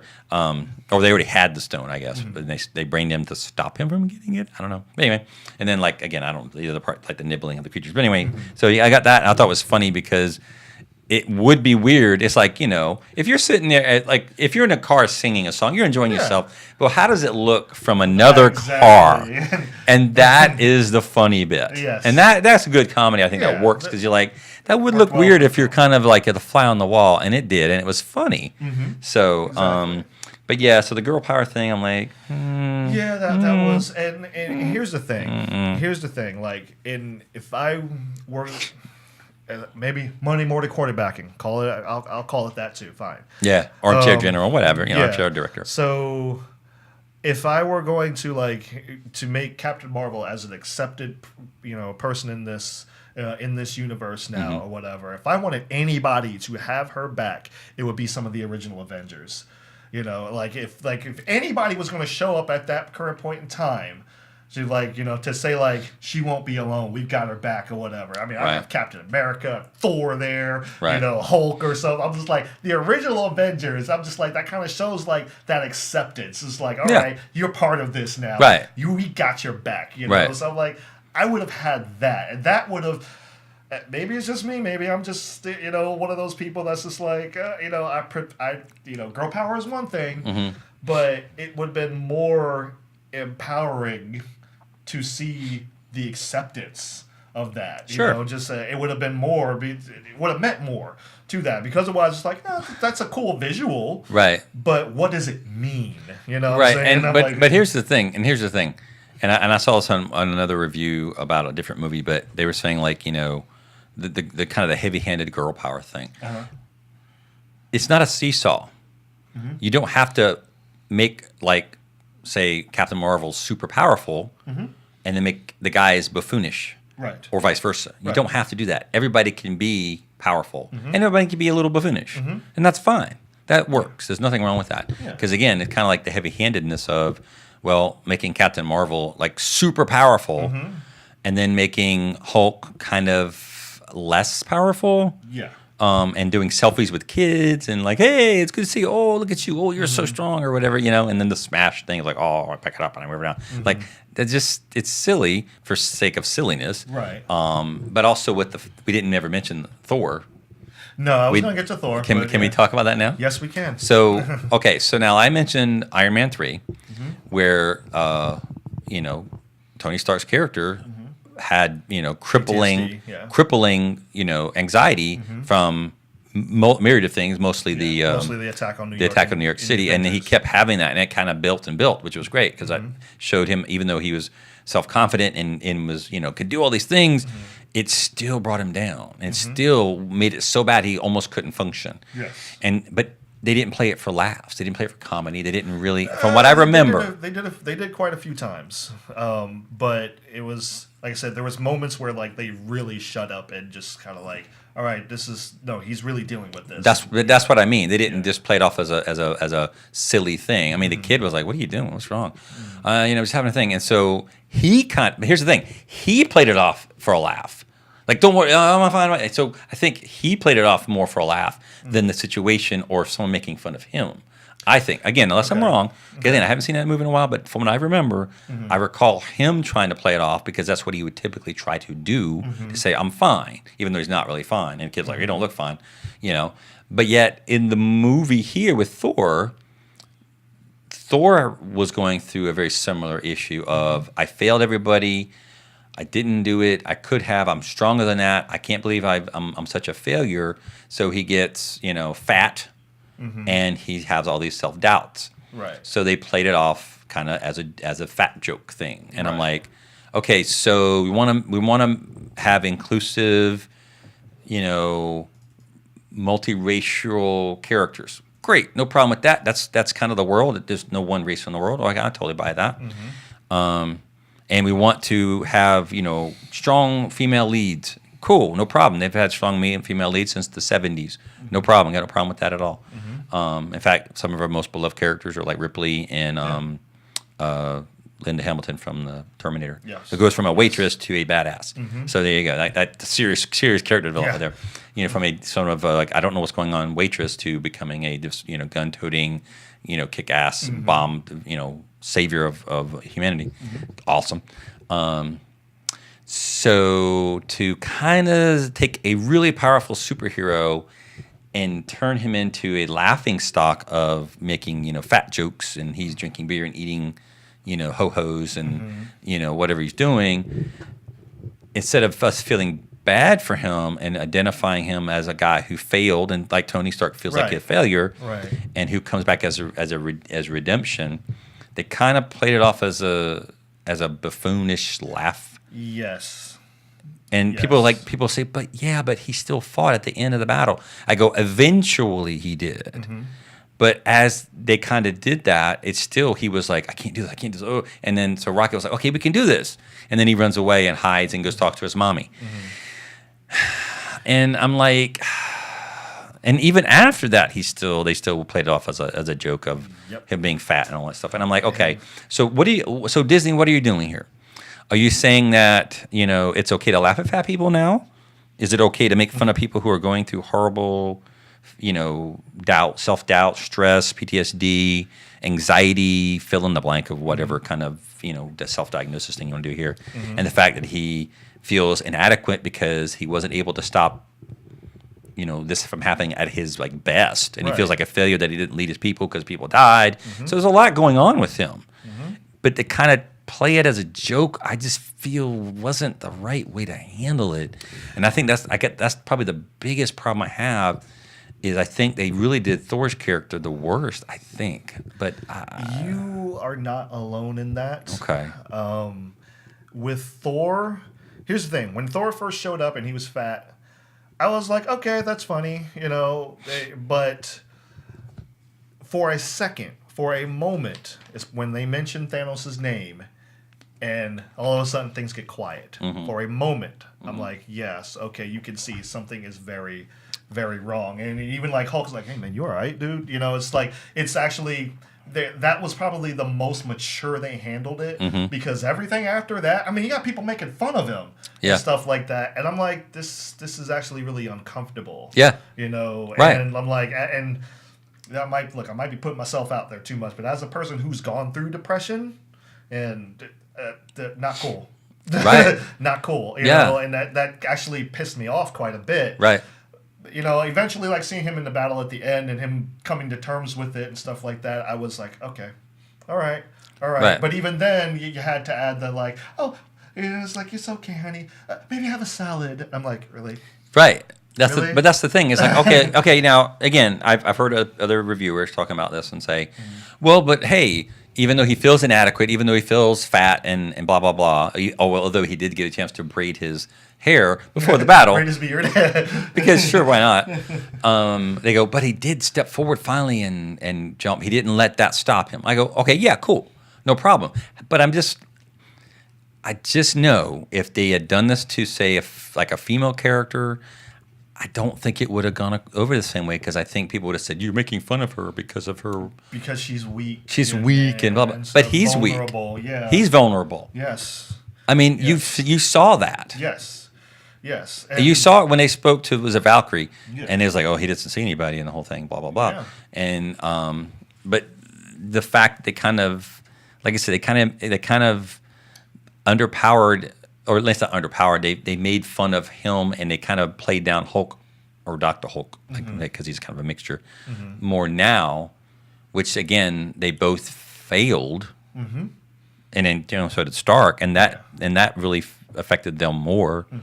It affected him more, but it affected him in a different way, and in a really terrible way, which kind of benefited Dr. Hulk a little bit because he kind of found the balance between both. Right. And certainly with Tony Stark's character, he found peace at that time with his family, and he had a child, and et cetera, et cetera. And so you're like, oh yeah, he found happiness. You're like, that's nice, Which is very ironic if you think about it, because it's almost like Thanos' snap kind of did some good. Right. So it's almost kind of it like, made him realize what wait was a minute important. now. Yeah. Yeah, it made him realize what was important. Yeah. But I just didn't like what they did with Thor's character. No. And because I thought the way his character was developing was like he was finally kind of coming into his own because of he finally became the leader of his people after Ragnarok, which we knew was like, it's kind of something going on there, but and the fact that he kind of Loki died. Yeah. We saw Loki die. We didn't see him come back. Right. Because again, it wasn't Snap. It was he Snap. killed him. Yeah. It wasn't. I was wondering if it was some kind of like a copy or illusion, but it something. wasn't from what we Right. could see. We'd never seen him again. So we're like, even though he and Loki had issues, he still really had feelings for his brother. He was hoping his brother would redeem himself at some point. Yeah. And he already got the weight of trying to protect his people after Hela caused Ragnarok and destroy Valhalla and all that. Thanos comes in. And then Thanos comes in and kills his people, and so you're like, okay, he's already got enough going on. Why are you going to make him a buffoon? And why wouldn't you? I don't know. Why wouldn't you make him more determined instead of less determined, and say like, oh, I'm a failure. I can't do anything, and I'm just going to sit around and be fat and eat potato chips and drink beer and play video games. I don't know. Maybe. I mean, I guess so, but I just think they kind of made everybody like that, but they made him worse. That's the thing I would say. That's the thing. Why not make him gung ho of like, we gotta find him, and like have him train more because next time I meet him, I'm gonna beat his ass. Why not do that? And that would make his line at the end where he says, "Let's kill him properly this time." There you go. That makes that more impactful. That's right. There you go. And everything, because that was the thing. That's that when I was letting you talk and everything, but that was that very thing that I was going to say was like, everyone else gets to deal with their emotions in a mature manner. Why doesn't he? Right. Exactly. Let him be broken in a different way. Let him be broken on the other side where he's too gung ho and he's too. Look, you got to deal with this. So make him like on the flip side of just super. I have to keep doing this. Like, I mean, make him like where he's not like overweight and sitting around feeling sorry for himself, but he's out there like training all the time, and he's like getting in people's face, and he's like, we gotta get rid of. I mean, make him like a rage machine because he's so angry that he didn't do it, because Tony's dealing with it his way. Right. The Hulk's dealing with his failure his way. Everybody's dealing with the failure their own way. But nobody dealt with it, in my opinion, like, hey, we got to really get boom. And that would have been different. Yeah. And I'm like with Captain America. And again, this is a scene, I don't know if they needed it. It's kind of getting into the gay character thing, if you want to talk about that, unless you want to talk about something else. Yeah, you go ahead. Talk about it. So, like in the scene 5 years later, where, and again, the scene didn't really, it's like the Hulk smash scene didn't really need to be there. I don't think the scene needed to be there either. I mean, was it a character development? Not really. I mean, we already knew Cap already cared about people, and we already knew that he, at some point would have gone and, like, worked with the Falcon, with him talking, because he's like, hey, if you come and talk to my boys here, I'd give me great points for them. I can imagine him doing that anyway. Right. But then they kind of talked about, it's like, the guy's talking about, he was a gay man, I guess, and talking about, getting himself out there after the thing, blah, blah, blah. I'm like, okay. Well, did it really add anything to the film? Not really, because we already knew Steve Rogers was a nice guy, and he helped people out, and he would, when the going get tough, he would say, hey, I'll be there for you and I'll listen to you, man. Yeah. It's great. I already saw him doing that. So they didn't really add anything to it, except for they had to shoehorn in, like, a guy talking about another guy, which, again, if you're gay, that's your thing. I don't have no problem with that. I know plenty of gay people. I got no problem with that. Either way, it doesn't bother me either way. But it's like, there's nothing about that. It's like when they talked about, like, oh, there's going to be gay superheroes. I'm like, So? Okay. Are they going to be a well-developed character? Are they going to have actual thoughts and feelings and their own dreams and aspirations, and trying to figure out their way in the world, whether they're gay or not? It's like, how do I come about and figure out my powers, and what does that put me in the grander scheme of things, and how does that how does that affect me as a human being? And, like, we talked about this a little bit before. And it's like, okay, here's the thing. We talked. You mentioned this before too. I don't care if Falcon's black. I don't care if Captain Marvel's a girl. I don't care if somebody is going to be gay. It doesn't bother me one bit. Why? Because it doesn't matter. People gonna go raging right now. And here's the thing. No, there's no reason for it to rage. Here's the thing. If your feelings are yours and you identify with whatever you identify with, and you can fill in the blank here, that's great for you. We got no problem with that. Right. Because what that doing is that's validating you and figuring who you are out as a person. Cool. There you go. Everybody has to do that. It doesn't matter if you're black, you're white, you're old, you're young, male, female, none of that matters. Okay, none of that matters. Because, again, if you're talking about a story, like you're reading a book or you're watching a film, it does not matter, because you can, and this is where it's a good story and good, well-written characters, is if you take out person and insert other person of different whatever, the story really shouldn't change unless it's a specific thing talking about racial struggles of a certain group, or this other person, a fish out of water kind of story. And again, you can flip the fish out of water, which doesn't necessarily work sometimes, as we've seen when they change the gender of other movies, because that's already been done. And so people are like, well, it's already been done. So what new thing is there? And there's really nothing new. But it's like, what's that? No, I was going to piggyback off of that. Like, if you took, like, it's like you have Thor, right? If you took Thor and made him, Thor's a black girl now. Sure. Okay. Is that still Thor? Yep. Sure. Right. Well, it's like for example, it's like people talking about Batman. Remember, Batman can be anything. Yes. But Bruce Wayne was written as a white dude. Yes. Again, now you can maybe flip the character on that, I suppose. But then it's kind of like you're changing too much, maybe. I don't know. But again, see, that's the difference. Like, Batman is the character of a guy in a suit, as opposed to Bruce Wayne. And I know people say, well, they're the same. I go, well, yeah, but remember, the difference is it's not Superman. Superman is already Superman. Yes. He was Superman first. Kal-El, whatever you want to call him. Clark. Yeah, that's the difference. So again, you can't separate those two, because you can't say, well, Superman's black and Clark Kent's white, unless he can change his skin, which would make more sense and make a little more sense in terms of people like, wow, I never would have guessed it was you. Which, again, instead of putting the glasses on, I was like, oh, it's a different guy. So the character of Batman can be a black man or an Asian man or whatever. That's right. But Bruce Wayne was written as a white dude. Yeah. Now people say, well, that's the same. But remember, he's Bruce Wayne first. So it didn't have to be Bruce Wayne that was Batman. Essentially, could have been anybody else. That's right, and that was one of the points of that Nolan was. That was one of the points of Nolan's trilogy was that Batman is a symbol. Right. Batman can be anybody, And he's human, so he's going to die at some point. So somebody else got to take over Batman. Yes, exactly. And so if like Batman Beyond, the guy, if he's Hispanic or something, no problem with that. He's still Batman. Batman's still Batman. Exactly. He still follows the code of Batman. Now again, he might change it a little bit because remember the character will affect it to some degree, but Batman is still the symbol. Right. And still instills fear in criminals, and they realize, whoa, the Bat's out there. We got to watch ourselves. Exactly. And so that doesn't change anything. Whereas Superman Kal-El is more or less probably immortal, I would imagine. Yes. Given that he's in our universe and the sun affects him a certain way. Because he obviously aged in the movie, but I don't know if that, he'll be decrepit at some point. Maybe he will. I don't know. That's the question. So it doesn't matter if the character is gay. Right. Because it doesn't affect, here's the thing, we talked about this before again. The character still, first of all, you don't play black, you don't play gay, you don't play female. Thank you. You play a character that happens to be black or gay or female or drunk or whatever. It doesn't have to be a physical thing. It could be like an emotional thing.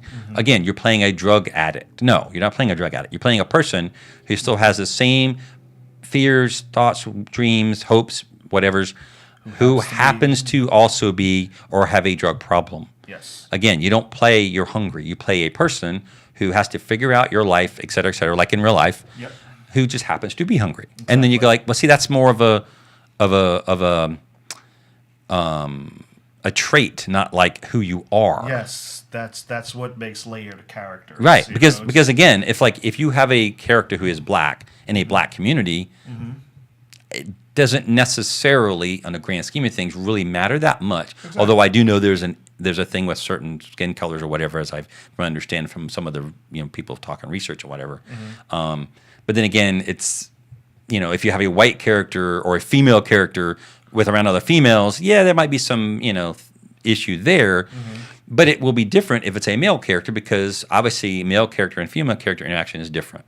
Again, you won't necessarily interact the same way because, well, that person's male, so they don't necessarily have the same experiences as you as a female, whereas a female would have. And there still could be backstabbing, there still could be doubt and resentment and all that other stuff. But again, you're still playing the character. Right. Because you can still do the same thing with all guys. It could still be the guy, like you and I could be playing, a scene as guys, and I could be like, resentful for you because you got the job and I didn't, and why did you get the promotion, and who did you pay off, or maybe and again, maybe you didn't do anything, you just you're better than me, and maybe I'm resentful because I didn't push myself, but I'm trying to blame you because blah blah blah blah, and vice versa. It could have happened either way. But again, it's not like I'm playing a white dude mad at a black dude. It's like I'm playing a person mad at that guy who just happens to be black, and I just happen to be white. But so again, none of that matters. But that's the problem, is that people will take it that way. That's the thing. People will they'll look deep into that, and they will say that, oh, well, this is representative of white people being scared of black people in power or black people doing better than them. Like, no, it's just a guy like you. What happens if you flip the roles? Then what? Right. And they did that with a movie a few years ago too, where they kind of role reversed. The black folks were, like it was kind of a mirror image universe sort of, where the white people were the oppressed and downtrodden, and the black people had the position of power and stuff. It was interesting, and it kind of shifted obviously the power dynamic in that story. And I thought it was interesting. I don't know if it was a great film, but it was a different look on things. I was like, oh, that's kind of interesting. Yeah. But again, did that scene matter that guy was gay? No. Why? Well, it didn't matter. I mean, he could have been a woman talking about a woman. That's fine. It's also, lesbian thing. That's fine. I don't care. It could have been a woman talking about a man. It could have been a man talking about a woman. Yep. None of that mattered. It could have been an Asian man talking about an African American woman. Yep. In fact, when they were talking, we just knew that the guy was gay. He never said what race he was. Yeah. Again, didn't matter. Exactly. What mattered was in that scene. And again, you take out that person and take out the fact he's talking about a guy. What mattered was it was a human being coming back from a big loss to figure out if he can have feelings for another human being, and should he put himself out there in the hopes that maybe he won't lose again. And that's universally true for everybody. Exactly. You know, and I'll even say this. It's like, it's even a case if you have a pet. Yes. Because I've had pets. Oh yeah. And and honestly, I had, like, in my opinion, everybody think their pets are great. In my opinion, I had the world's greatest dog. He was awesome. And he, you know, passed away. That happens. It took the longest time for me to get another dog because I kept comparing my dog and saying how great he was, and I thought, well, I don't think I can ever find a better dog. And you can say the same thing for a person you're romantically involved with, because that person can be like, oh, they were just amazing, and then later on you're like, I don't think anyone else, if they passed away, right, you're like, I don't think anyone else.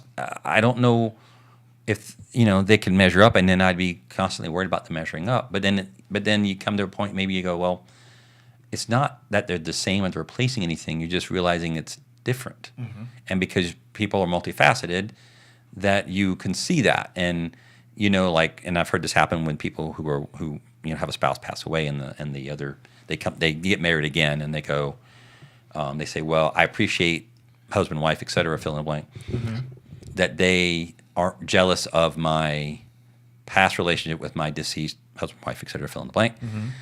Because I realized that person was a huge impact on me and actually helped make me the person I am today. Right. And that's important. And that person unfortunately passed away. Right. Or whatever. And so you're like, I'm not comparing that person to this other person because they're a different person. And that person, number one, you can't go, well, that person like made me feel bad like this person did, or you make me feel like good like this person did. You go, that person is different, and they're making me feel differently because I'm feeling it from a different place. So when people do that, that's great. When people kind of flip to the flip side, it shows that they're kind of shallow when they're not ready. When that other person, like say, if you were to come in and be the other man after the woman's husband passes away, and when she keeps comparing you to the other, the man or the husband or whatever, because then she's just not ready. Or if you compare yourself to that man, you're really not ready for a relationship. Exactly. And it doesn't have to be that. It can be just an old boyfriend. Right. It doesn't have to be a deceased person, but if you're a well-developed person and you want to,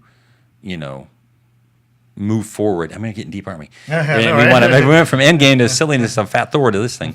But if you really want to move forward as a human being, I think, and again, it doesn't matter. It doesn't matter what you identify as. It doesn't matter where you came from. It doesn't matter what country you're from. It doesn't matter what race you're from. It doesn't matter what religion you are. None of that matters. What matters is if you're a well-written character, movie, TV, film, book, whatever. You're a well-written character, and you play those traits of what you want to do and how that betters and benefits. And we talked about the Lord of the Rings and two other ones, about how that impacts you as a person. Because again, take out because people raged against Finn as the black stormtrooper. I'm like, take that out, make him a female Asian stormtrooper. What changes? Nothing. Yeah. And I gotta say, as that character, nothing changes and doesn't make the character better. Exactly. It makes it still really not a very good character because it doesn't really develop in any way. Exactly.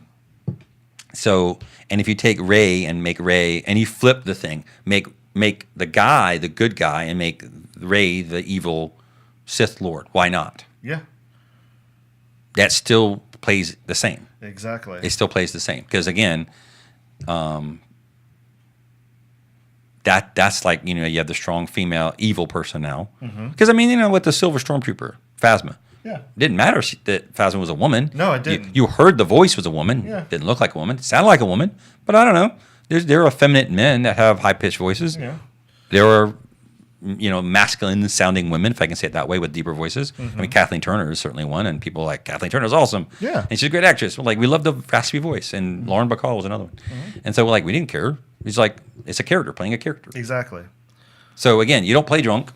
You don't play don't blah, play blah, blah, gay. blah, blah. You don't play Yeah, black. that's the thing. Because again, here's the thing. If you're playing a gay, then you're really playing a very one-dimensional character. Yes. Because if you talk to anybody out there who's a gay person, they are a multifaceted human being like everybody else on the planet. Exactly. Okay, now I'm off the soapbox now. No, I was letting you have it, because Okay. man, I was But right there with you. you were like, because you had mentioned that too. It's like, No, you don't play, And again, when they start doing that, then they play it for kind of laughs, usually. Yes. Usually it's usually a comedy type thing when in Right. setting where you would do that. Yeah. Because I mean, like, look at our comedy shows and stuff like that. It's like you're playing this trait, and it was like, well, yeah, you're playing up this trait or whatever. Mm-hmm. But it's like a 2 to 3 second comedy thing that we're doing or something. Right. It's just like But that's the thing, you can't make it this focal point. right. Because then it doesn't work. Because then it's a poorly written character, and that's the thing. It's like it's kind of like with any character out there. People are just like, oh yay, this female empowerment thing. I'm like, but is it worthy of your praise? Mm-hmm. Not because the character's female. Is it a well written character who Exactly. happens to be female? Exactly. If that's the case, then yes, it's worthy of your praise. If it's not the case, you should call it out. Yes. It's kind of the exactly. same thing politically. It's like, if you say, well, this person's doing X, you're just mad because the other person lost. No, did I say I was mad the other person lost? No, I said this person isn't doing what y'all said this person should be doing. It doesn't matter. Mm-hmm. I mean, people are like, well, what about so-and-so? I go, that's equally as wrong. But see, then they kind of get personal. Like, you're just mad because that other person lost. Like, but if I'm calling out my people, my side that I promote, and I go, I like this group, and I'm like, I'm behind them, and that's why I'm voting for them. And if they win, and if they don't follow through what they say, I'm gonna call them out. Why? Exactly. Because they're my people. Yeah. If I can't call up my people that I support and say, hey, stop being stupid. Yeah. It's like a friend. If I see you doing something stupid, I say, hey, stop being stupid. Yeah. You see me do something, say like, don't do that. What are you doing? Because again, if you're seeing somebody that you care about, and again, even if it's just a matter of I voted for them because I like their ideas, well, you invested in that. Mm-hmm. If they're making bad choices, and again, you have to look at it and go, is it a bad choice? Mm-hmm. Does it affect everybody? If it just affects you, you're very selfish. Don't do that. Mm-hmm. If it affects the country or region, city, whatever, and betters everybody, then that's good. Yes. If they're lying and they're stealing and cheating and all this other stuff, and you can't go, but what about so and so? They did something like that too. Did you like that? No. So why do you like it now? See, that's the thing. Then they go. Well, see, that's going back to to what you were saying about like the Star Wars movies and stuff like Yep. that. They were talking about like with Captain Phasma. They were and the excuse was, oh, we'll look at Boba Fett, and I was like, yeah, we recognize that was not good back then. That doesn't change the fact that it's like, yeah, we knew that. We knew that wasn't good the way they treated the character back then. So why would we be okay with it now? Yeah. Just like, and a lot of this is just going to like, we strong female characters and stuff like that. And I'm just like, you're playing a strong female character. Like, no, you don't play a strong female character. Wonder Woman would not. Hey, you know what made Wonder Woman? In my opinion, Mm-hmm. Wonder Woman. These are our opinions because we're stating them. Yes, we're speaking. But still, like, what made Wonder Woman a good character in that movie was like, it wasn't because she was playing a strong female character. What made her a good character was because, like, hey, she came from this place where she saw everything in a black and white sense, and then she got introduced to gray, and it rocked her world. Right. She wasn't prepared for that, and she had to deal with it. She had to come to terms with it and get over it. Right. In that same sense, Wonder Woman could have been anybody. Right. Wonder Woman could have been William. Wonder Woman could have been me. I mean, we're not women, but still, like, I'm just saying, like, you could put any of us in that role or anybody in that role and still have that same form of character development and building, and that's a good character. Right. The fact that it's a woman that you can get behind, that's a plus right Sure. there. Same thing with. Same thing with the character of Black Panther, whatever, and saying like, okay, he was this angry, he had this anger, this rage about him, and then he was able to see that, man, I've been consumed by rage, and I don't need to let that consume me anymore. It does not matter that it was that he's black, then he realized that. It was the fact that his character arc had happened, and he realized that, shoot, I was doing wrong this whole time, man. Right. And I'm like, I need to make this right. That's a good character. That's a good character because now he's recognizing his flaws and he's overcoming them. it doesn't matter. Like I said, it didn't matter if that was Black Panther. That could have been Thor. That could have been Captain Marvel. In that sense or whatever. And I'm just like, all right, let them recognize themselves and just kind of grow. That's what people do. People grow. Character traits or these little things like they're constant. That's why you have the whole thing about the token black guy or whatever. That's the same in every freaking movie. I'm like, yeah, because that's how they write them and that's how they play them. Right. That's why people get mad at that kind of stuff, and it's like. But again, it's a poorly writting character. Yes, exactly. Poorly written character. Exactly. It's like you could put somebody else in that role and it would be just as bad. Mm-hmm. You could put someone else in the good roles and they would be just as good. Right. So. Yeah. So yeah, we kind of went off on a real rant there. We got deep. We got deep on that one. We got really seriously deep. And again, there have been strong female lead characters that everybody likes out since the 70s. Before that, probably. Well, I mean, if you go back, it's obviously less and less. It's less and less. But I will say, in some regards, if you go back to say the 40s and 50s. They weren't necessarily leads because the guy usually was the lead in that. But there were some pretty well-written characters for females. Mm-hmm. And again, Gone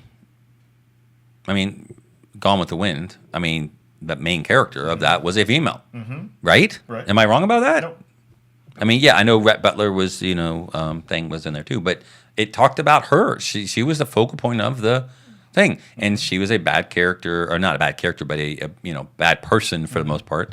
But she kind of overcame, there was a lot of hardship in the whole 9 yards, and if you get in this whole Civil War thing, but I'm talking about as a character, that was a female character. She had to keep things going. She had to keep, herself from, exactly on top or whatever you want to, get back to what she was, at least not. Be super destitute or what have you, but even the ones like Ripley or Sarah Connor, like Sarah Connor, those are the biggies. Yeah, but even if you go back to the 70s of the black exploitation film, you had like Cleopatra Jones. Pam Grier was great. And I had a few others that were maybe not necessarily major characters, but were secondary. But still not, because again, when for example, in Wonder Woman, when they focused on the female thing, they started making fun of like dresses and how are you supposed to hold a sword with this, and see, then you play that for a laugh because she was a girl, she's wearing a dress, where's she gonna put her sword? I'm like, so then when you focused on that, you made it ridiculous. Not she's on the front line with troops and she's gonna cross the battlefield and help them, break the German line. There you go. I don't know. So, but anyway, are we going to do the spoilers now? Yeah, go ahead. So, anyway, some spoilers. Spoiler alert. Big spoilers. Big spoilers. So, some of the spoilers, and we kind of mentioned like, we talked about it briefly, but we kind of glossed it real quick, so we come back to it. So, how come they almost completely beat Thanos with the gauntlet, but this time was so hard to beat him? I don't know. I don't understand that part of it. I don't either. Pre-Thanos, pre-Gauntlet Thanos, pre-Infinity Stones Thanos was stronger than Thanos with Infinity Stones. Right. So I'm like, I'm not saying like all the Infinity Stones. I'm just saying like he had like 4 at one point, and they were able to kind of go toe to toe with them. They almost got the gauntlet off of him in Infinity War. Exactly. Really close, except for Star-Lord. But they almost won. They almost got him with, in my opinion, weaker characters who were fighting against him. And here they had more powerful characters fighting against him, and yet they still weren't. And they were not enough. Good. Although I will say, at the big battle, CGI battle at the end, Scarlet Witch had him nervous as she was ripping him apart. Basically, he's like, "Call in the rain." And they're like, "Whatever, own troops." I don't know. Nope. I don't know if you know that is my favorite. I know. Catching a Hammer is great and everything. That was set up and thing. But like when Scarlet Witch comes out. Yeah, and I see her standing there, and I'm just like, yes. Yeah, we're like, I wanted an Infinity War because I was really expecting her to because at the end of Age of Ultron, when her brother dies, she loses her shit and obliterates every robot in her vicinity. Right. And I'm like, she can do that, and like, why are you nerfing her so much in Infinity War, man? Right. She can take these guys out, no problem. Right. And then, so seeing her almost rip Thanos limb from limb was kind of like, okay. And she deserved that. She did that. Right, yeah. Now, I can call out the fact that why didn't she fight him again after that? She had to run over for the girl shot that's right, yeah. selfie. So she had to kind of like, oh, hang on. I got to go take care of this. Group picture. It's like, okay, no, shorter one's getting the front. No, stand on the rise. Yeah. Okay. So we got that. So again, this is kind of the spoiled a bit, but so why send the same people to their own timeline? Because Nebula was a prime example of, Nebula can read her own Wi-Fi signal because she is in the same area as the other younger Nebula, and I'm like, so, but why did she need to go there? Why not go to a different time, different place in the universe? I don't know, because I guess you had to get a reason to get Thanos here. That would be again the plot convenience. Yeah. So that I'm like, I don't know. But it only worked one way, which I thought was odd. But okay. Very true. I was like, why didn't it work the other way? Why didn't she go? Wait a minute, I'm getting this weird signal from. Then she said like, oh crap, he knows. Yes. That would have been cooler too. But okay, whatever. So it only works one way magically or something. Kind of the Captain America ending. Now, okay, so Hawkeye and Black Widow go to get the Soul Stone, talk to the Guardian, a.k.a. Red Skull. Right. And said, we got to figure out how to get it. Now, again, they sent those two there. Of course, yeah. Because, they had to. Right. Because if not, they wouldn't have been able to get the Soul Stone, although they didn't know that at the time, that somebody had to die. So they fight, blah, blah, blah. Now, again, I'm not sure why Black Widow died, because she has a movie coming out. That seems really weird, but okay.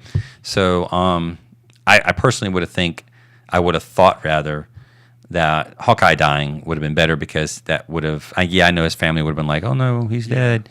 But maybe that would have redeemed him, because he has to kind of live with a lot of bad stuff he did that he didn't want to live with. Right. And that's kind of, I don't know about that. But anyway, so now they got to age her, make her younger, which again is a thing, but whatever. But so at the end, they send Captain America back. Don't know why I had to send Captain America back. Plot convenience. Yeah. Because that way he can have his happy ending, obviously, because Exactly. it was obvious. They could have sent Ant-Man. Oh, no, he could have done that. Because, he knows more about it than they do. But, okay, whatever. And he can turn into an ant, so he cannot be seen by other people. Exactly. But no. Yes, Don't think too hard about it. Just munch your popcorn and smile. So Cap goes back. He's supposed to come back. Doesn't come back. And then you see an old man sitting by the lake, and they go, who's that? Okay, so now the time travel thing, which was supposed to be branches, which then didn't become a branch because that's him. Yep. That became a circle. So that kind of totally blew the description of when Banner talks to the Ancient One about, oh no, we'll place it back and the branches will wither away. Right.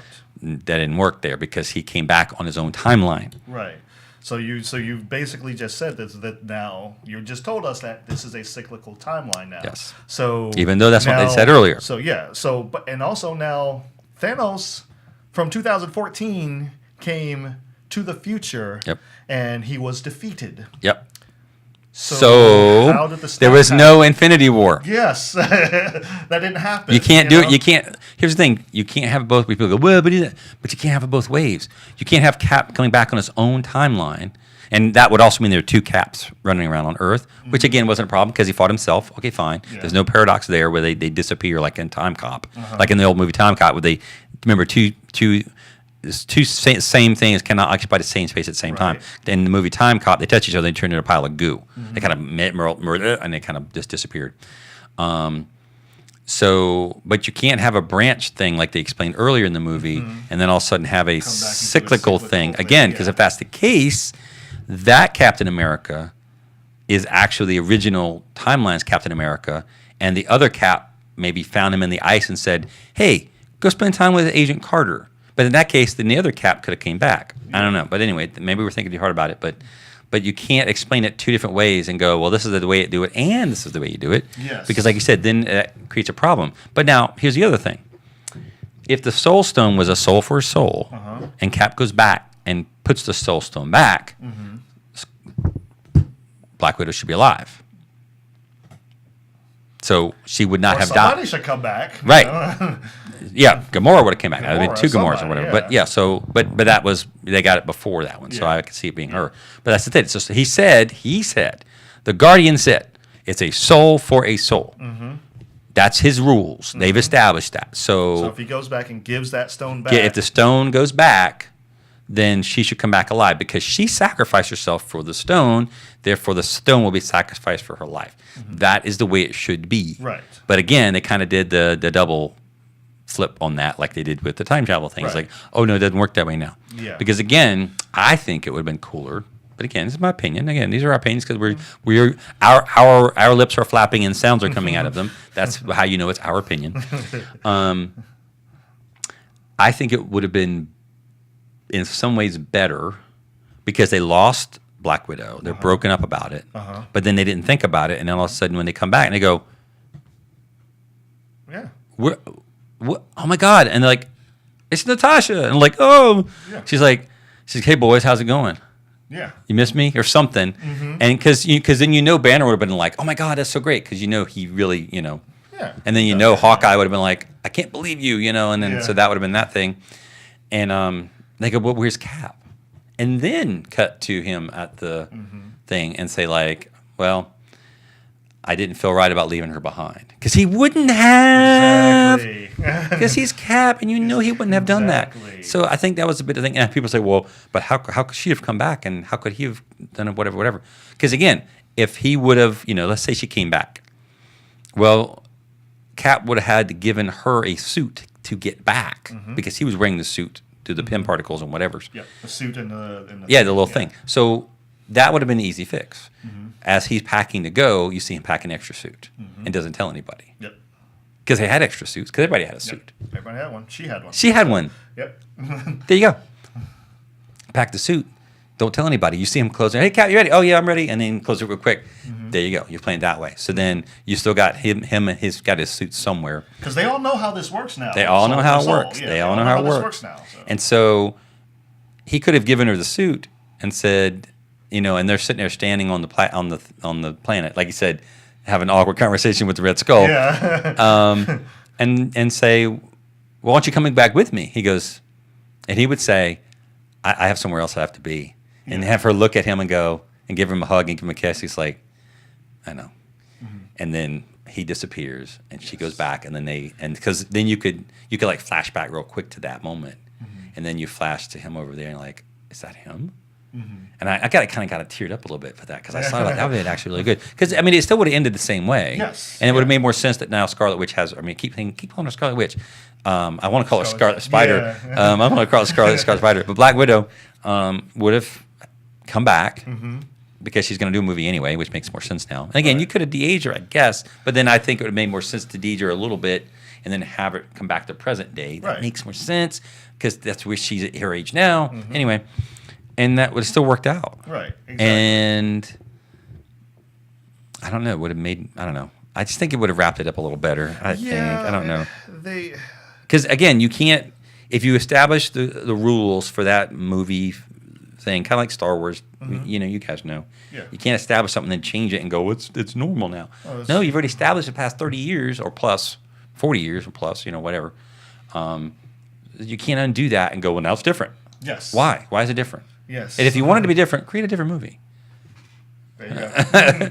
And then create all your rules for that different movie and go, Exactly. hey, this is a different thing. Cool, no problem. But you still got to stay within the confines of what you just created Exactly. because that's what you can't created. just make that. You can't just you establish a rule and then immediately go back on it. Nope. Well, It's like- unless you're Ryan Johnson, you can do that. Yeah. I don't know, but like it did. No, granted, it's nowhere near as badly written as that film. Ooh. But like some of the plot holes and stuff that they created, it was plentiful. Yeah, and that's was why you didn't plentiful. like it as much as I did. Although I did love the part at the end of the battle where Cap got Mjolnir. Oh yeah, The hammer. I love I think that part. everybody loved that part, Yeah. but we kind of knew that from Age of Ultron, where he nudged it slightly, and Thor was like, "Ooh."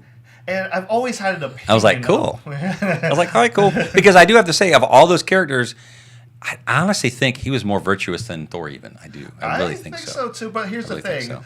Yeah, I got a good picture of that. Yeah, it's really good. That's a really good picture. But It's yeah. like, dang, that boy's cut. Yeah. It's like, holy smokes. See, I'm totally cool with my masculinity to say, man, he is ripped. Yes. And I saw something about how he's like, man, I worked out all the time. I ate so much. He goes, Yes. I hated it because I had to force myself to eat all this food. But both him and Ben Affleck, they hated it. Yeah. Yeah, and so it's not, But I've always had the theory in my head that he could have lifted Mjolnir right then and there, and when he went to go lift it, he acted like he was like couldn't lift it, and then when it moved, he was like, "Oops." So he's like, oh, and just kind of like, can't do it. Sorry. Or maybe he goes to lift it, and he feels it lifting in his hand, and then he's like, "What? I'm not worthy." Boom! It falls down. So you see him if again they'd have to do it real quick because again it happened like in a split second. Right. Like as he lifts it, you see his face change, and then like it'd have to go real fast. You'd have to go, what? And then all of a sudden, huh? And no, oh. So you have to do it real super fast. Yeah. They could have pulled it off, I guess. Yeah, I've always. But that would have been trickier, I think. Yeah. So, I don't know. I mean, he could have done it. Could have done it too. Yeah, it could be. I mean, he's a good actor. I think he could pull Yeah. it off. But again, it had him real fast because he could feel it's like, oh. I've always had the theory that in my head, like I said, always in my head, like he knew he could lift it and just didn't want to. Right. He didn't want to like. But I got to say, in that scene where, now, again, I don't know, but can you bring up Thanos and his sword? Do you have a picture of that? Yeah. This sword doesn't make any sense at all in any way, shape, or form with this sword. Because, I mean, first of all, the way he's holding it doesn't really work because the blade's facing him on the front. Yes. So, I mean, he could turn his wrist, I guess, but now the other blade's going to be cutting him in the back because the way that the blade is. It's not It's almost like a fan blade. because he spins it at some point. We're like, well, I don't know how he does that because you can't really. Yeah. I mean, you can do a baton thing, I suppose, but I don't know. It just didn't seem to make any sense. And he throws it like a boomerang kind of a thing, which is okay, fine, but it just doesn't make sense of an overall sword. I thought it was odd, but anyway, when that moment when he's fighting with Captain America, who again, he's still human, but he's a super soldier, so he's a superhuman. He's not super powered like say Thor or Captain Marvel, or even like even Iron Man in his newest suit. yeah, and I mean, or like say the Scarlet Witch because she has magical powers. Right. So in some ways she could take a lot more damage because she can protect herself because of the hex power will cause it to fizzle or direct it or put it back on him like I think she did it one time. It's back on him, like boom. But I think that's what we did in the movie too. But so yeah, when he stands up after his vibranium shield was sliced up by this weapon. Which again, I guess it was made out of a better material, which is fine. Fine. Sure. No problem with that. He stands up. He cinches the broken thing on his arm. He stands up and he goes, "Ugh!" And I think then as they're fighting, and then the sword, the hammer gets in his hand, and then Thor's like, "I knew it!" And then to see him like kick butt with that thing, but again, it's like even with Cap already, going toe to toe with him and being beat almost. Down hard without the hammer. They start bringing him with the hammer and Stormbringer? Yeah. With the axe and everything. I'm like, dang. And he still doesn't. It's a hard time to beat him, which again I don't understand. I don't understand that either. Because you're thinking like, and then at the point, like I said, I love when Scarlet Witch was like ripping the armor apart and ripping him apart, and it's like, and so you're like, okay, yeah, he's a little nervous now, and I love that part. And again, here's the thing: did you care it was a woman doing that? Nope. I didn't care either. And you know why? Because it doesn't matter. Yeah. It's you see a character who had loss at his hands. Yep. Who snapped her out of existence, and after killing her love, Yep. after front of her, she killed the guy, she killed the guy because of him. Yeah, and then He brings him back, kills him again. In front of her. Yeah. And then she fizzles out, and then she comes back because of the second snap the Hulk does. And now she's like, oh, here we go. Because as far as she remembers, that was the last thing that happened because it was like instantaneous from the past 5 years to now. Right. Again, As they far don't. as she knows. Right? Yeah, they don't know. Like there's no like. I was in a zombie land for a while. I was in limbo or whatever. Right. So immediately, boom! I'll say, so that just happened. Like, oh crap, what's going on? So they go from there when Doctor Strange zaps them all back to that thing, and so you're like, okay. So then when she does that, we're like, yes. And again, we didn't care it was a girl. It didn't matter. Nope. It mattered that a character who went through a huge sacrifice and loss is showing, okay, you're going to get your comeuppance for this. I'm going to make you suffer like I suffered. Yes. And you're like, yes. Yes. And then you see the fear on his eyes, like, ah. And everybody's like, yeah. I know. I'm sorry. I know. So again, that was just great because that was a great moment for that character. Yes. That made sense for that character. Exactly. And we cheered on the character. Oh, hell yeah. Oh, yeah. I don't know, maybe my bloodlust was coming in a little bit there. I was Right. like, yes. Absolutely. Do it. Because we cheered at that moment the same as we cheered at Captain America's moment with the hammer. Oh, yeah. Because we're like, oh, we saw that in a brief moment in Age of Ultron. Okay, Good cool. payoff. They set it up. Like, okay. And when he stood back up and the hammer said, I thought you were worthy and I was right, is what the hammer basically said. And Nail said, "Vroom." Yep. And it was like, okay, so now we got two powerful weapons who's going to kick your ass. Yes. And he got, it did pretty good. I mean, yeah, again, Thanos is Thanos. He's powerful. Yeah. Even by himself, he's super powerful. So Yeah. it's like, all right. And but I couldn't. Just watching it, I'm like, I can't bring myself to understand like how this Thanos is so much stronger. So much more powerful. Yeah. Yeah, and I'm but just the like- no Infinity Stones. Yeah, I mean, even I'll even go ahead and say it. Even against Captain Marvel, like I was like, Yeah. Well, technically, yes, he did have the gauntlet on by Yep. then. So I'm like, okay, I'll give it that. But she was able to she absorbed the power. absorb the power of the gauntlet. And so I'm like, ooh, that's really overpowered. Yeah. And like to the point where he just like plunk headbutt her and she didn't even move. Right. I was like a Dragon Ball Z moment there. I was like, But here's the other thing. But, In that moment, why wouldn't she just put the gauntlet on and like just bash him into the earth and then go over there and go, or kill him with it and then go over there and go, okay, let's put it back. well, here's the thing. Like in that particular scene, I'm like, okay, headbutt. He's like, oh snap. And then she rises up and has her fist back and doesn't punch. Yeah. I'm like, and it's like a good few seconds because like he realized like I'm about to get my ass kicked here. Oh snap. Grab the power stone real quick. Yeah. And then I'm just like, punch him. I know. Do something. And then, you know what? I gotta say the same thing about Tony's death. Since we're going into major spoilers here, Sure. I gotta say the same thing about Tony's death. It's just like, and I will give full credit to Ryan from Screen Rant for saying this. It's just like, all right, he gets this huge boost of power when he gets all the Infinity Stones on him and everything. But when Tony grabs the gauntlet and steals the stones off of it, there's no noticeable difference. He's like, I got this. Wait, what? What happened? I was like, how did you not know that you didn't have them anymore? And then Right. Tony gets in and he does the snap and everything like Right. that. And it's sad. I won't sit here and say that it's not sad. Right. It was a little bit awkward, the blocking of the scene where everyone's coming to kind of console with him and everything. Yeah, that was. You had It was kind Rhodey, of. Well, it was and- kind of the girl power scene. It's kind of the same thing.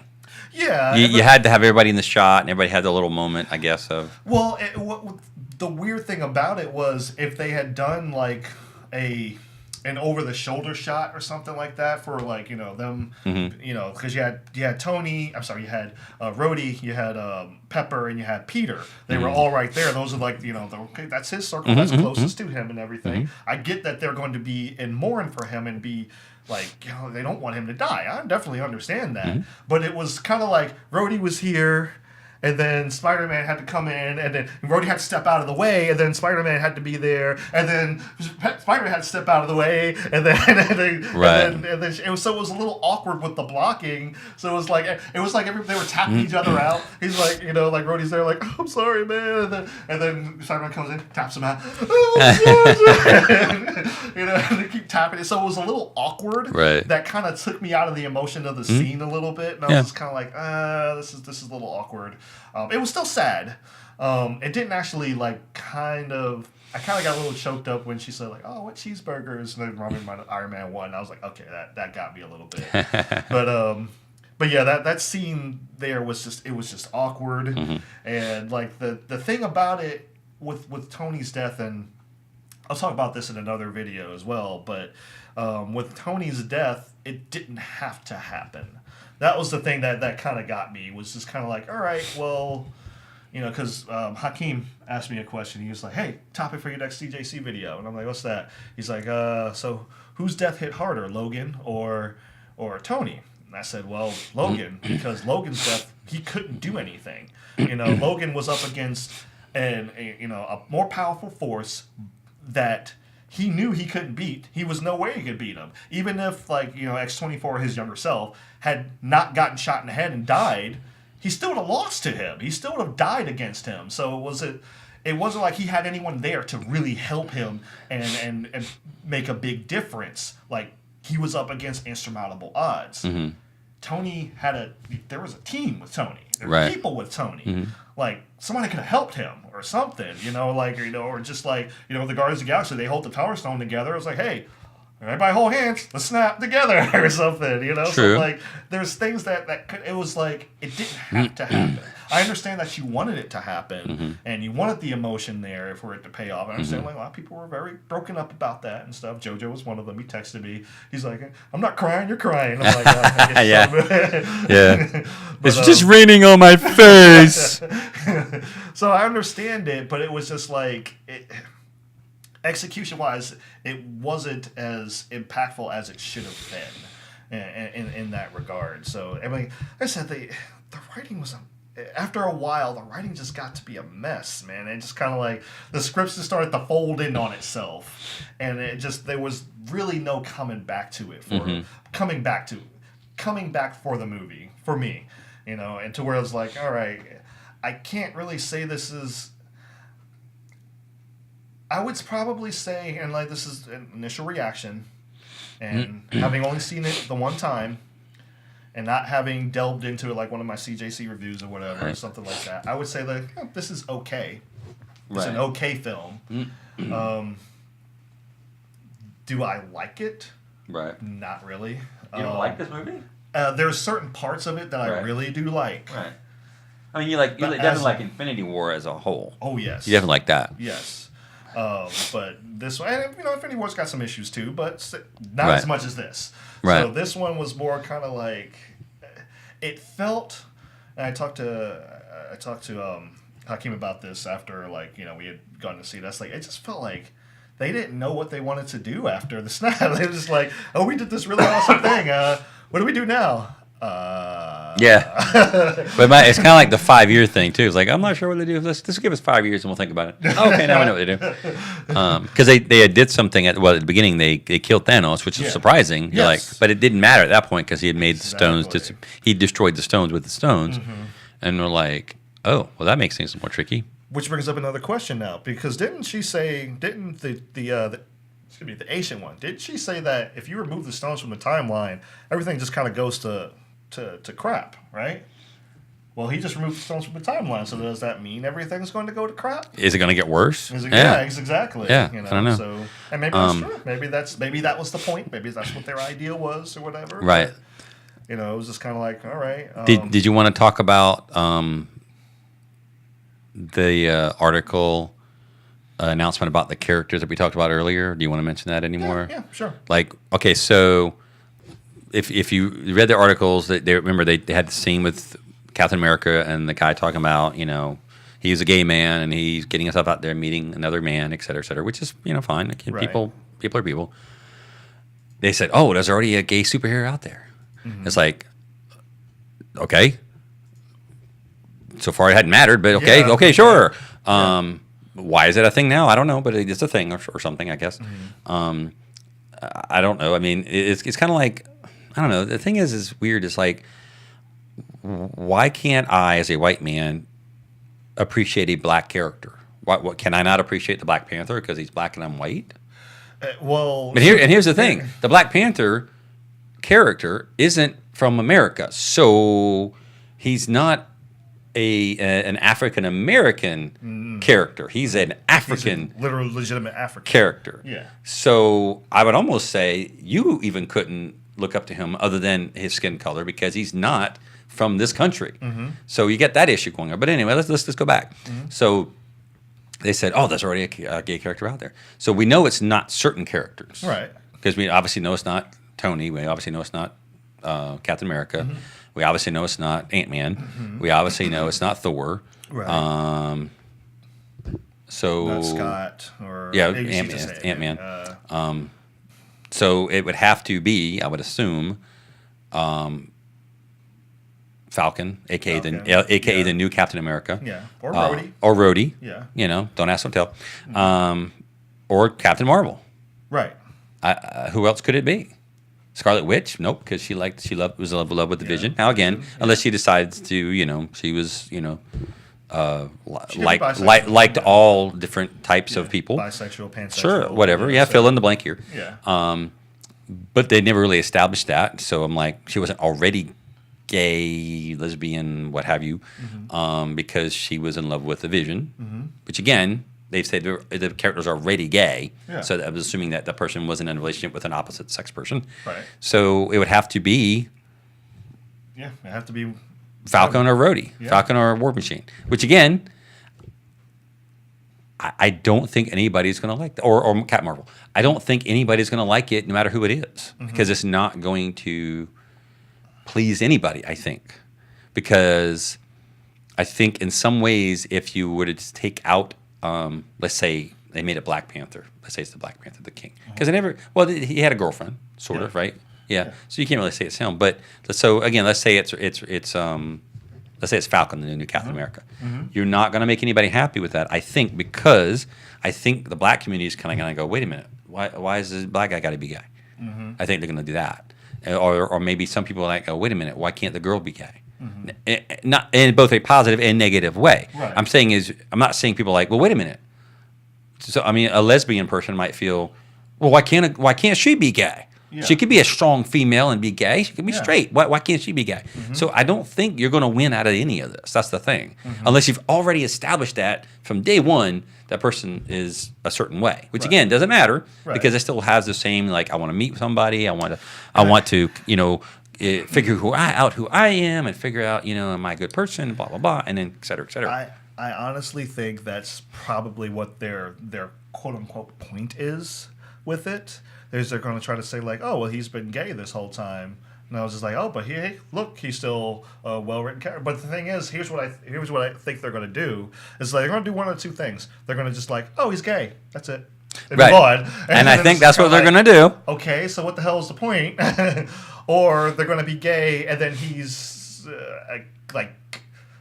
It's like in your face all the time. He's gay. And I'm like, yes, I get it. I understand. You know, and that's there was a character in this show called Riverdale or whatever, and he's a gay character. Okay. And they made sure that you knew there was no doubt he was gay. And I'm like, I know. But see but that's the thing. Then they're writing the character to be gay. Exactly. Not to be a strong, independent, free-thinking, intelligent, well-rounded, or flawed person who happens to be gay, or who happens to be short, or who happens to be black, or who happens to be a female, or et cetera, et cetera. Yeah. No, they go, well, let's make this gay character gay, and then what? Oh, that's about it. Yeah. God, that sounds like a street rip. And it was just like, oh, what's he all about? What's his gay. What's his motivation? He's gay. Yeah. You mentioned that, but well, that's about it. Okay. Oh, okay then. Yeah, but that's what I fear is it's the two things that are going to happen. It's like either it's going to be very much in your face, or it's going to be like, oh, he's gay, okay, and then they're just going to move on. And I'm just like, so what was the point of even bringing it up in the first place? You know, so I'm just like, okay, do I care that Falcon's gay? I'm like, well, you don't care, then why should I care? If it wasn't a big deal, why is it all of a sudden a big deal? Yeah. And here's the thing: people's like, but we got to give these people, whoever these people are, a person to look up to. It's like, well, again, why I can't look up to President Obama if I want to, because he's a different color or something, or he's a mixed race person. I can't look up to him or something. Hey, I don't know. That's a very valid point. I can't look up to you because you were a Marine. It's a valid point. Wait. Because you're a black Marine? Yeah, I mean, it's like I can't look up to Heather because I think she's a really funny, great actress in our comedy group. Mm-hmm. I can't oh man, she's really awesome. I can't do that because she's a girl and I'm not, or because she's a mother and I'm not. Mm-hmm. It invalidates my feelings or my admiration or caring of you because of you a person that I have some shared interest with, and I've seen like your comedy bits and things on your Screen Rants and your Comic Junkies Corner. They get better and better. I'm like, man, his stuff keeps getting funnier and funnier, and like, man, that's like quick comedy and boom, boom, boom. That's great. And then the cutaway scene, I'm like, oh, that's amazing. And everyone keeps getting better and better. But I can't appreciate you for that. Or somehow I appreciate you less because you're a black man. And I'm like, well, I can't appreciate him fully because, well, I'm white and he's not. So therefore, I must really tone it down quite a bit or something. Again, none of that makes any sense. Yeah. I mean, if y'all rattle that around your brain a few times, no matter where you come from, you're going to go, doesn't make any sense. And it doesn't matter how old you are. I mean, I'm older than him, and I'm older than probably some people, watching here, whatever, especially if you're millennial. I'm definitely older than that. But I'm like, not making any sense. And I knew from a young age, I was like, well, that didn't make any sense at all. And here's something that something for I think all of us to chew on or whatever. Mm-hmm. And I brought this up to my friend. My friend Bernard sent me something, and he was talking about. Oh, wait! Bernard, is he white, black, Asian, gay, straight? I'm sorry, you're right. No, never mind. See, it doesn't matter. Doesn't matter to the story, does it? Exactly. Do you see what I did with that? It makes no difference. His friend Bernard, etc. Mm-hmm. Continue. He sent me a screenshot of.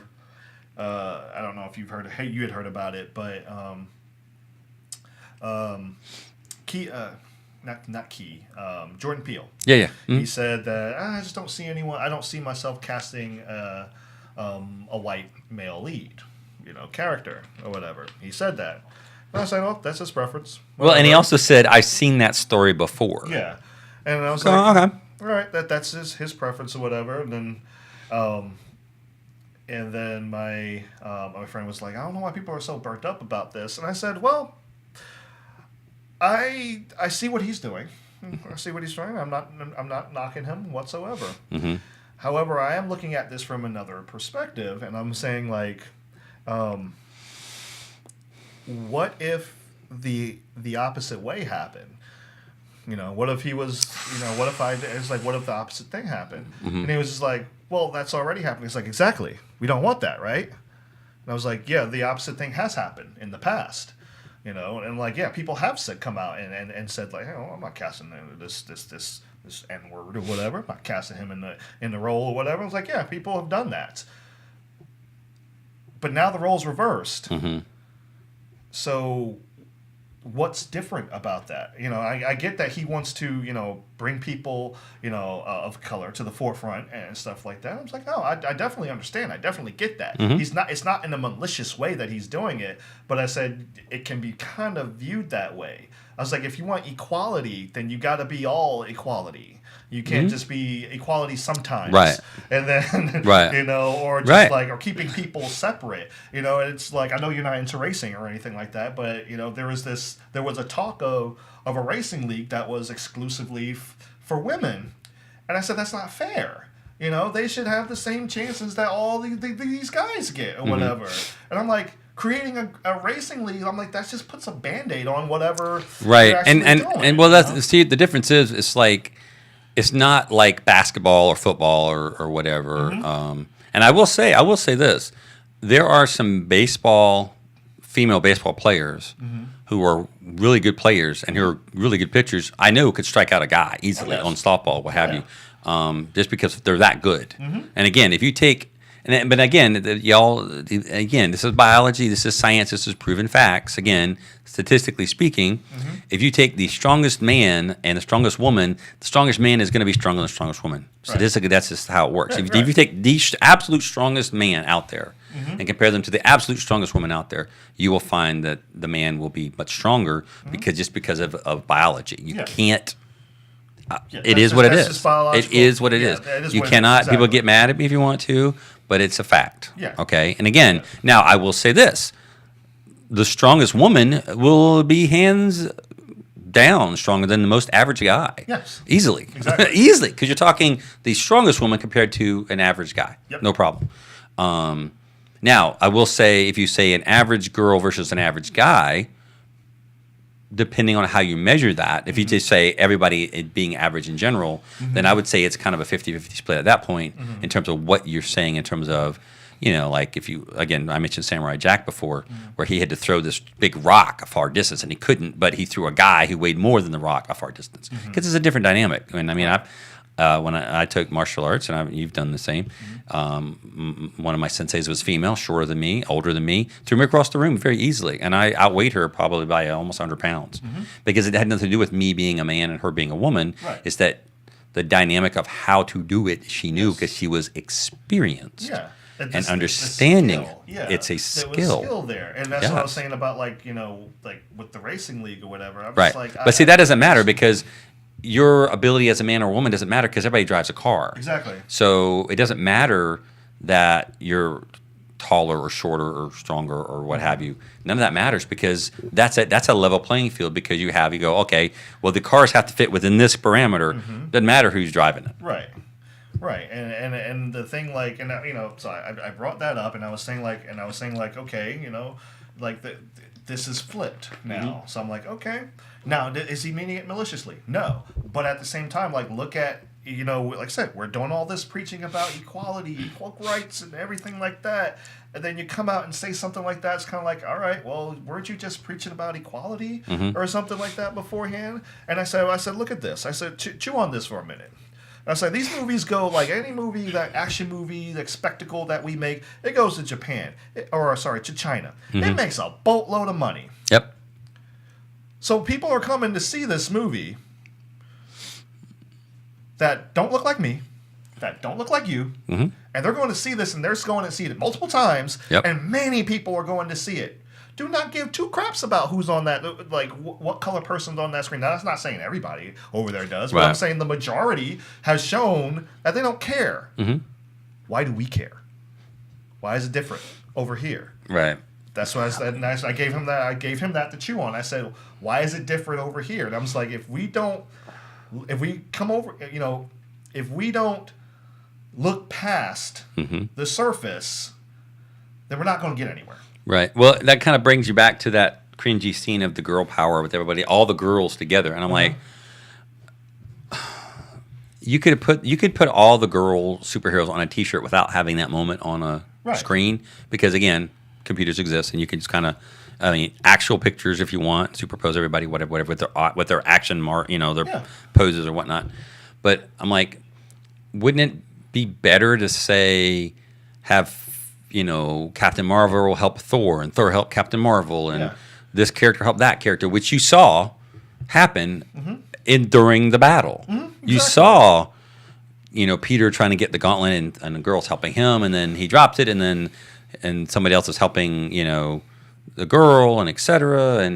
And so you're like, okay, and then when Captain Marvel and Thanos are fighting, and then he hits her with the one he just pulls off and just hits her with, and then Captain America is hitting him with the hammer, and so everybody is fighting the bad guy, whoever the bad guy or girl or person or creature or alien is, and again, it doesn't matter that the superhero is a boy or girl or whatever, or gay or straight or whatever, or from whatever country, planet, etc. It just matters that, hey, good versus over evil. Yes. That's all that matters in Exactly. terms of the storyline. It's like, hey, this character is, figuring things out to win, excel, do whatever, and get the MacGuffin or whatever, and boom, yay, we win, hooray! We like happy endings, and so I don't know. I just think it would show better in terms of like it's like the Force is female kind of a thing from Kathleen Kennedy. I'm like, it never was male before, other than it just had some male characters dealing with the Force. Although in the prequel trilogies, it had girl Jedis and guy Jedis and alien Jedis and humanish Jedis, and I'm like, okay, but now all of a sudden it's female. I'm like, it was before, so you kind of wasted money on T-shirts if you want to do that way. But it's like instead of it being all inclusive for everybody, and anybody could be have the Force within them. Which, or whatever. ironically, is what Ryan Johnson was trying to say. I mean, like, taking away the quality of the film. That was one of the things he was trying to say. Like, it doesn't matter who it is. Force could be for anybody. That right. was, him, the little kid, that pulls the broom to him and whatever. Sure. I'm just like, yeah. So I'm like, but when you put a label on it, then it's like, well, why do you have to? Right. Why do you feel the need to? Right. So with that, yeah, like you said, with different country, different race, different, And I was just like, they make all sexual this orientation money over or whatever. there, and I'm just like, that's why I said chew on that for a little bit. Yeah. Because they don't seem to care, so why do we care? Why is it such a big deal for us? And like, okay, maybe that's something that we can probably start to strive to achieve to whatever. And I would say like there's a station out there that hardly anybody talks about, and that's the CW. And the CW, like, they got the Flash, Arrow, Legends of Tomorrow, Black Lightning. They got all these superhero shows and stuff like that. And it's like, hey, they've got gay people, they've got black people, they got Asian people, they got transgender, they got all these people. And guess what? They're people. Right.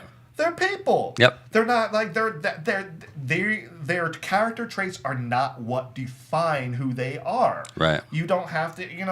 They're just people. And that's the thing that gets me. I'm just like, nobody's paying attention to this over here. Everyone's talking about like, oh, we need this and this and this. I'm like, well, there's somebody over here doing it, but no one seems to care.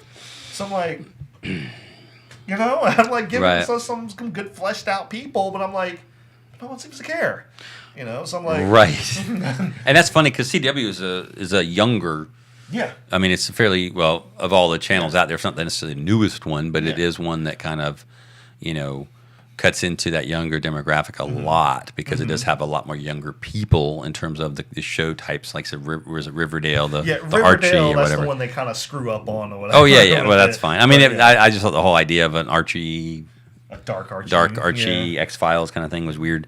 They've already kind of done that with Buffy and all these other ones, but yeah, it was weird because I want to say when I was a kid, I seem to remember. Now there weren't as many channels either, but I seem to remember more black people, for example, on TV than even kind of recent. Other than, like I said, some of the other channels, like obviously BET does, and CW does, obviously, but majority of them. I mean, there's a few crossovers, but I want to say that most of them. Only until just fairly recently. I mean, like if you think of like say NCIS as a super popular show, didn't have a lot of non-white people on it until fairly recently. In the past, I don't know, 20 years maybe, or how long it's just been on. Because like then you had the guy, Rocky Carroll played the head, who was a black man, but you didn't really have that. You had occasional, but for the most part it was just like those folks. And it was, again, it's still a hugely popular show around the world, and no one seemed to really care that much.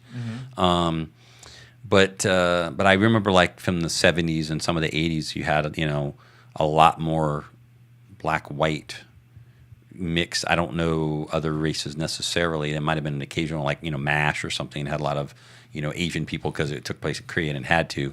Although not everybody there who's an actor was Korean. There were some Korean actors, there were some Japanese actors, some Chinese actors, etc. Because again, back then if you were Asian, you played the Asian type on that, war movie, what have you, TV show. Just because there wasn't a lot of roles for those particular. But then again, it's like if it's a Korean war, well, you need Koreans. So maybe there's not a lot of Korean actors out there. Maybe there is. I don't know. So you had that issue. So, and I do say a lot of times that, if you look back at some of the old shows, you'll see they use a lot of the same actors, different, like in the old Star Treks, like this actor's back as an alien, or he's back as a as a scientist this time, a scientist alien instead of a Klingon or something. And so you had all that stuff going on. But like I said, I remember back in the 70s and stuff. I mean, like what? The Jeffersons, Good Times. I mean, you had those shows. Yeah, you had those shows out that seemed to have Sanford and Son. Yeah. You had like Chico and the Man, which is way back in the 70s, and I vaguely remember that one because I don't know if I've seen it that much. But so again, he was Hispanic, and of course the man was white because he was the man. Obviously, from the if you listen to the words, you understand who's who. And then but even then, like say Sanford and Son, the white cop was the buffoon, and of course the black cop and Fred and Damon Wilson, Lamont, were the ones who knew what was going on, because the other guy was like, "Well, hey, Mr. Sanford, how's it going? I just want to come here and check out how's it going." Yes. He kind of reminded me of the buffoonish cop from Hong Kong Phooey, if you think of it. And I'm just like, okay, yeah, fine, whatever. He's playing that kind of weird. Yeah. I'm down with that. And then they laugh, because he's trying to be hip or something. But then, I want to say, like, well, gosh, Nat King Cole was the first guy to host a show back in the 50s, 60s range. I'm not sure the exact years, but he had like big name people come on a show all the time. Okay. So there was some stuff going on out there, but again, there was only like 3 channels, so that was a big to do then. Now there's like thousands of channels out there, and I just honestly, like if you watch, say, The Big Bang Theory or other popular shows out there, other than if you're watching Blackish, which is a funny show, don't see a lot of non-white people necessarily, like I remember back in the 70s and 80s. I mean, like you mentioned, like Different Strokes and Facts of Life. I mean, for example, so you had those characters. I mean, I don't know, but anyway, we're ranting on at this point. But anyway, I guess I liked the In-Game more than you did. Yeah. But we didn't have a bad time. No, not. It was an enjoyable time. Not in the least. Right. I enjoyed. I enjoyed the spectacle for what it was. Sure. I got choked up. It was a fair, good payoff for the movie. It paid off well, I think. Yeah. And it affected you in an emotional way. So that's good. It means it was, definitely not a bad movie in that case. Then. Yeah. It's just like, for me, it's like, it's okay. But, like on a personal level, like it's just like, I could do without this. And it actually upsets me a little bit, because I'm just like, man, this was the follow-up to Infinity War, and I'm just like, but Infinity War was like, Infinity War is not perfect. No. I mean, it has problems too. Trust me, it does. But I'm just like, it's like Infinity War's right here in terms of like, your writing quality and like, stuff like that. And you got Endgame. Like Endgame's like down here. Yeah, and that's the thing with acting. Usually, if you talk about acting techniques of like certain techniques, is like when someone comes in at a level, you have to match or beat it. For things to change. So in terms of building, you got to build it, and then at some point something will happen. Either it will change, or there will be change, or something, or just something naturally will happen. Where, like you've seen the movies, like where people are arguing, and all of a sudden they look at each other and start laughing because it's absurd. Right. And you go like, okay, so then it changed. They're like, and they go, and they start cracking up. Yeah. And just stuff like that. And if you've ever experienced that in real life, that actually happens in some ways, where you do the absurdity, and like you get madder, and all of a sudden you're getting mad about something, and you like spill your drink, and you're like, and you're like, okay, fine, I shouldn't have been I've been out of shape about that. And it's almost like God, the cosmos, whatever mystic being you believe in, is like giving wake up calls. Like, okay, that's not really that important. It's like somebody cut you off in traffic, and so you're like, "Rrr." Yeah, exactly. And then you drop your cruller or something. You're like, oh, my donut. You're like, I shouldn't have been. I was just, I could have been enjoying a good donut. I'm ranting and raving, and I messed up my pants. It's like, oh, that's okay. okay, yep. You know, it's like, yeah, I should have done that. You know, yeah. Okay. And so you have the kind of they say come to Jesus meeting with yourself ish basically. So you got that going on. But I don't know. Anything else to add? I think we beat this one to death. Yeah, I think. Yeah. We took down the end game. Yeah. You know, we covered everything. Pretty much. So, like I say, I'm like I said, I don't think I'm just like going through my points in my head. I'm like, oh man, everything I said was just. Right. I think it's supported by the you know like the points that I brought up in the movie. Mm-hmm. So I'm just like, you know, like I said. It's a middle of the road film that has some good payoffs, and if you if you enjoy it, enjoy it. Enjoy it. Go see it again. Yes. No problem with that. Yeah. I would like to see this movie take down Avatar as the highest grossing film because this is much better than Avatar. Yes, it is. And he'll agree with that one. Yes, I won't even lie. Yeah, it makes a lot more sense than Avatar. And the characters are much better than Avatar, et cetera, et cetera, et cetera. So you got all that going for it. So yeah, there's that. But if you don't like our review, just please go on with your life and don't worry about it. Or just tell us what you don't like about it. Yeah, and that's fine. I mean, maybe we missed something. I mean, I'm assuming. True. I think we picked this one pretty clean. But if there's any other meat on the carcass that we didn't get to, if you don't mind me borrowing kind of that kind of analogy, then please let us know, and perhaps we missed something. Post it down in the comment section. Yeah, I think we did everything. I think we sucked the marrow dry. Yeah. I think we've bleached the bones, and I think we've made a very nice ornamental, tchotchke out of it. Yeah. And if you think we did, don't worry because I will do it again. And the comment, the junkie corner. I will do it again. Yeah. In case you missed something. Yeah. In case you missed something. Yeah, I will get it. So. Right. And so whether I missed something or I'm wrong about something, and I'll let you know. Right. Don't worry about that. So. Yeah, and I gotta say, nowadays since we do this, pretty regularly.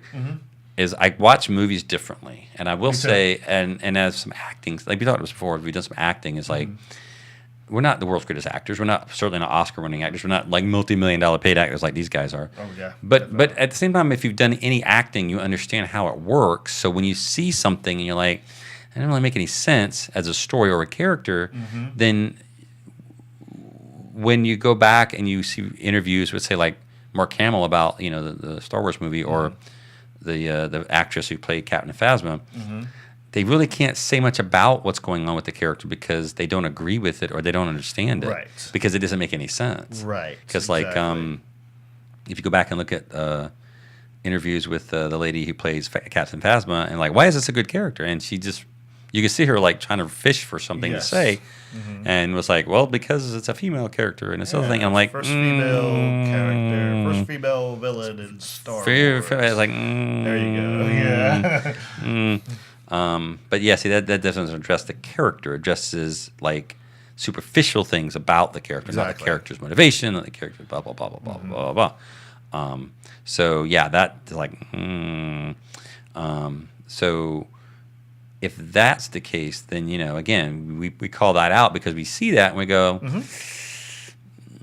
it doesn't really make sense for that character that's already established because everybody figured this part out, and now you're backtracking. Yes. So did they not figure it out? And if not, why not? And then why'd you tell us you did figure it out?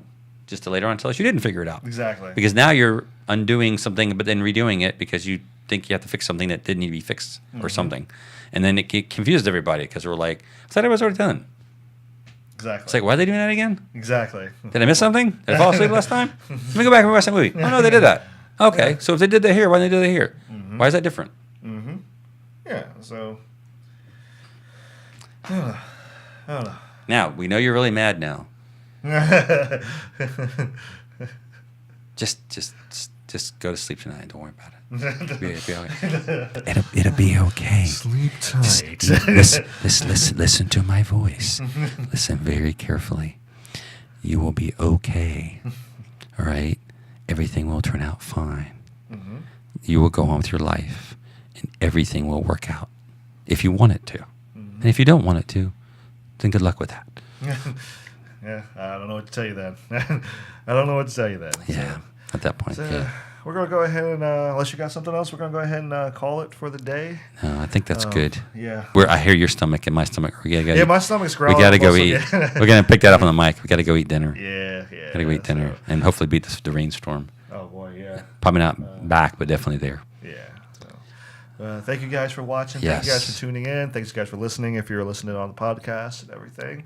Thank you guys for watching the full video. If you're watching on BigBlamEntertainment.com, we always appreciate that. Right. Or if you want to subscribe to us on YouTube, we greatly appreciate that as well. And like I said, we appreciate all. I think it's 313 right now. Appreciate all. Let's break it. Come on, we can get. Let's come on. I confidently think we can get to 500 fairly soon. Tell people about it. Hey, if nothing else, tell them like, hey, there's two idiots who don't understand movies, and let them subscribe to it and tell us what they think in a nice way, a constructive way, because we didn't like hose down this. We just like, we don't like this and this doesn't make sense, and well, I'm not really sure why they did that. And again, that's fair, you know. So Exactly. So, like I said, thank you guys so much for watching. We appreciate it. We really do. Much appreciate it. Absolutely. Like I said, always subscribe to us, follow us on social media, and all that fun stuff. And because we bring a little bit of joy to your day every day. Thank you guys for tuning into the Real Cast on McBlam Entertainment Movie Monday. You gotta do what you gotta do. That's right.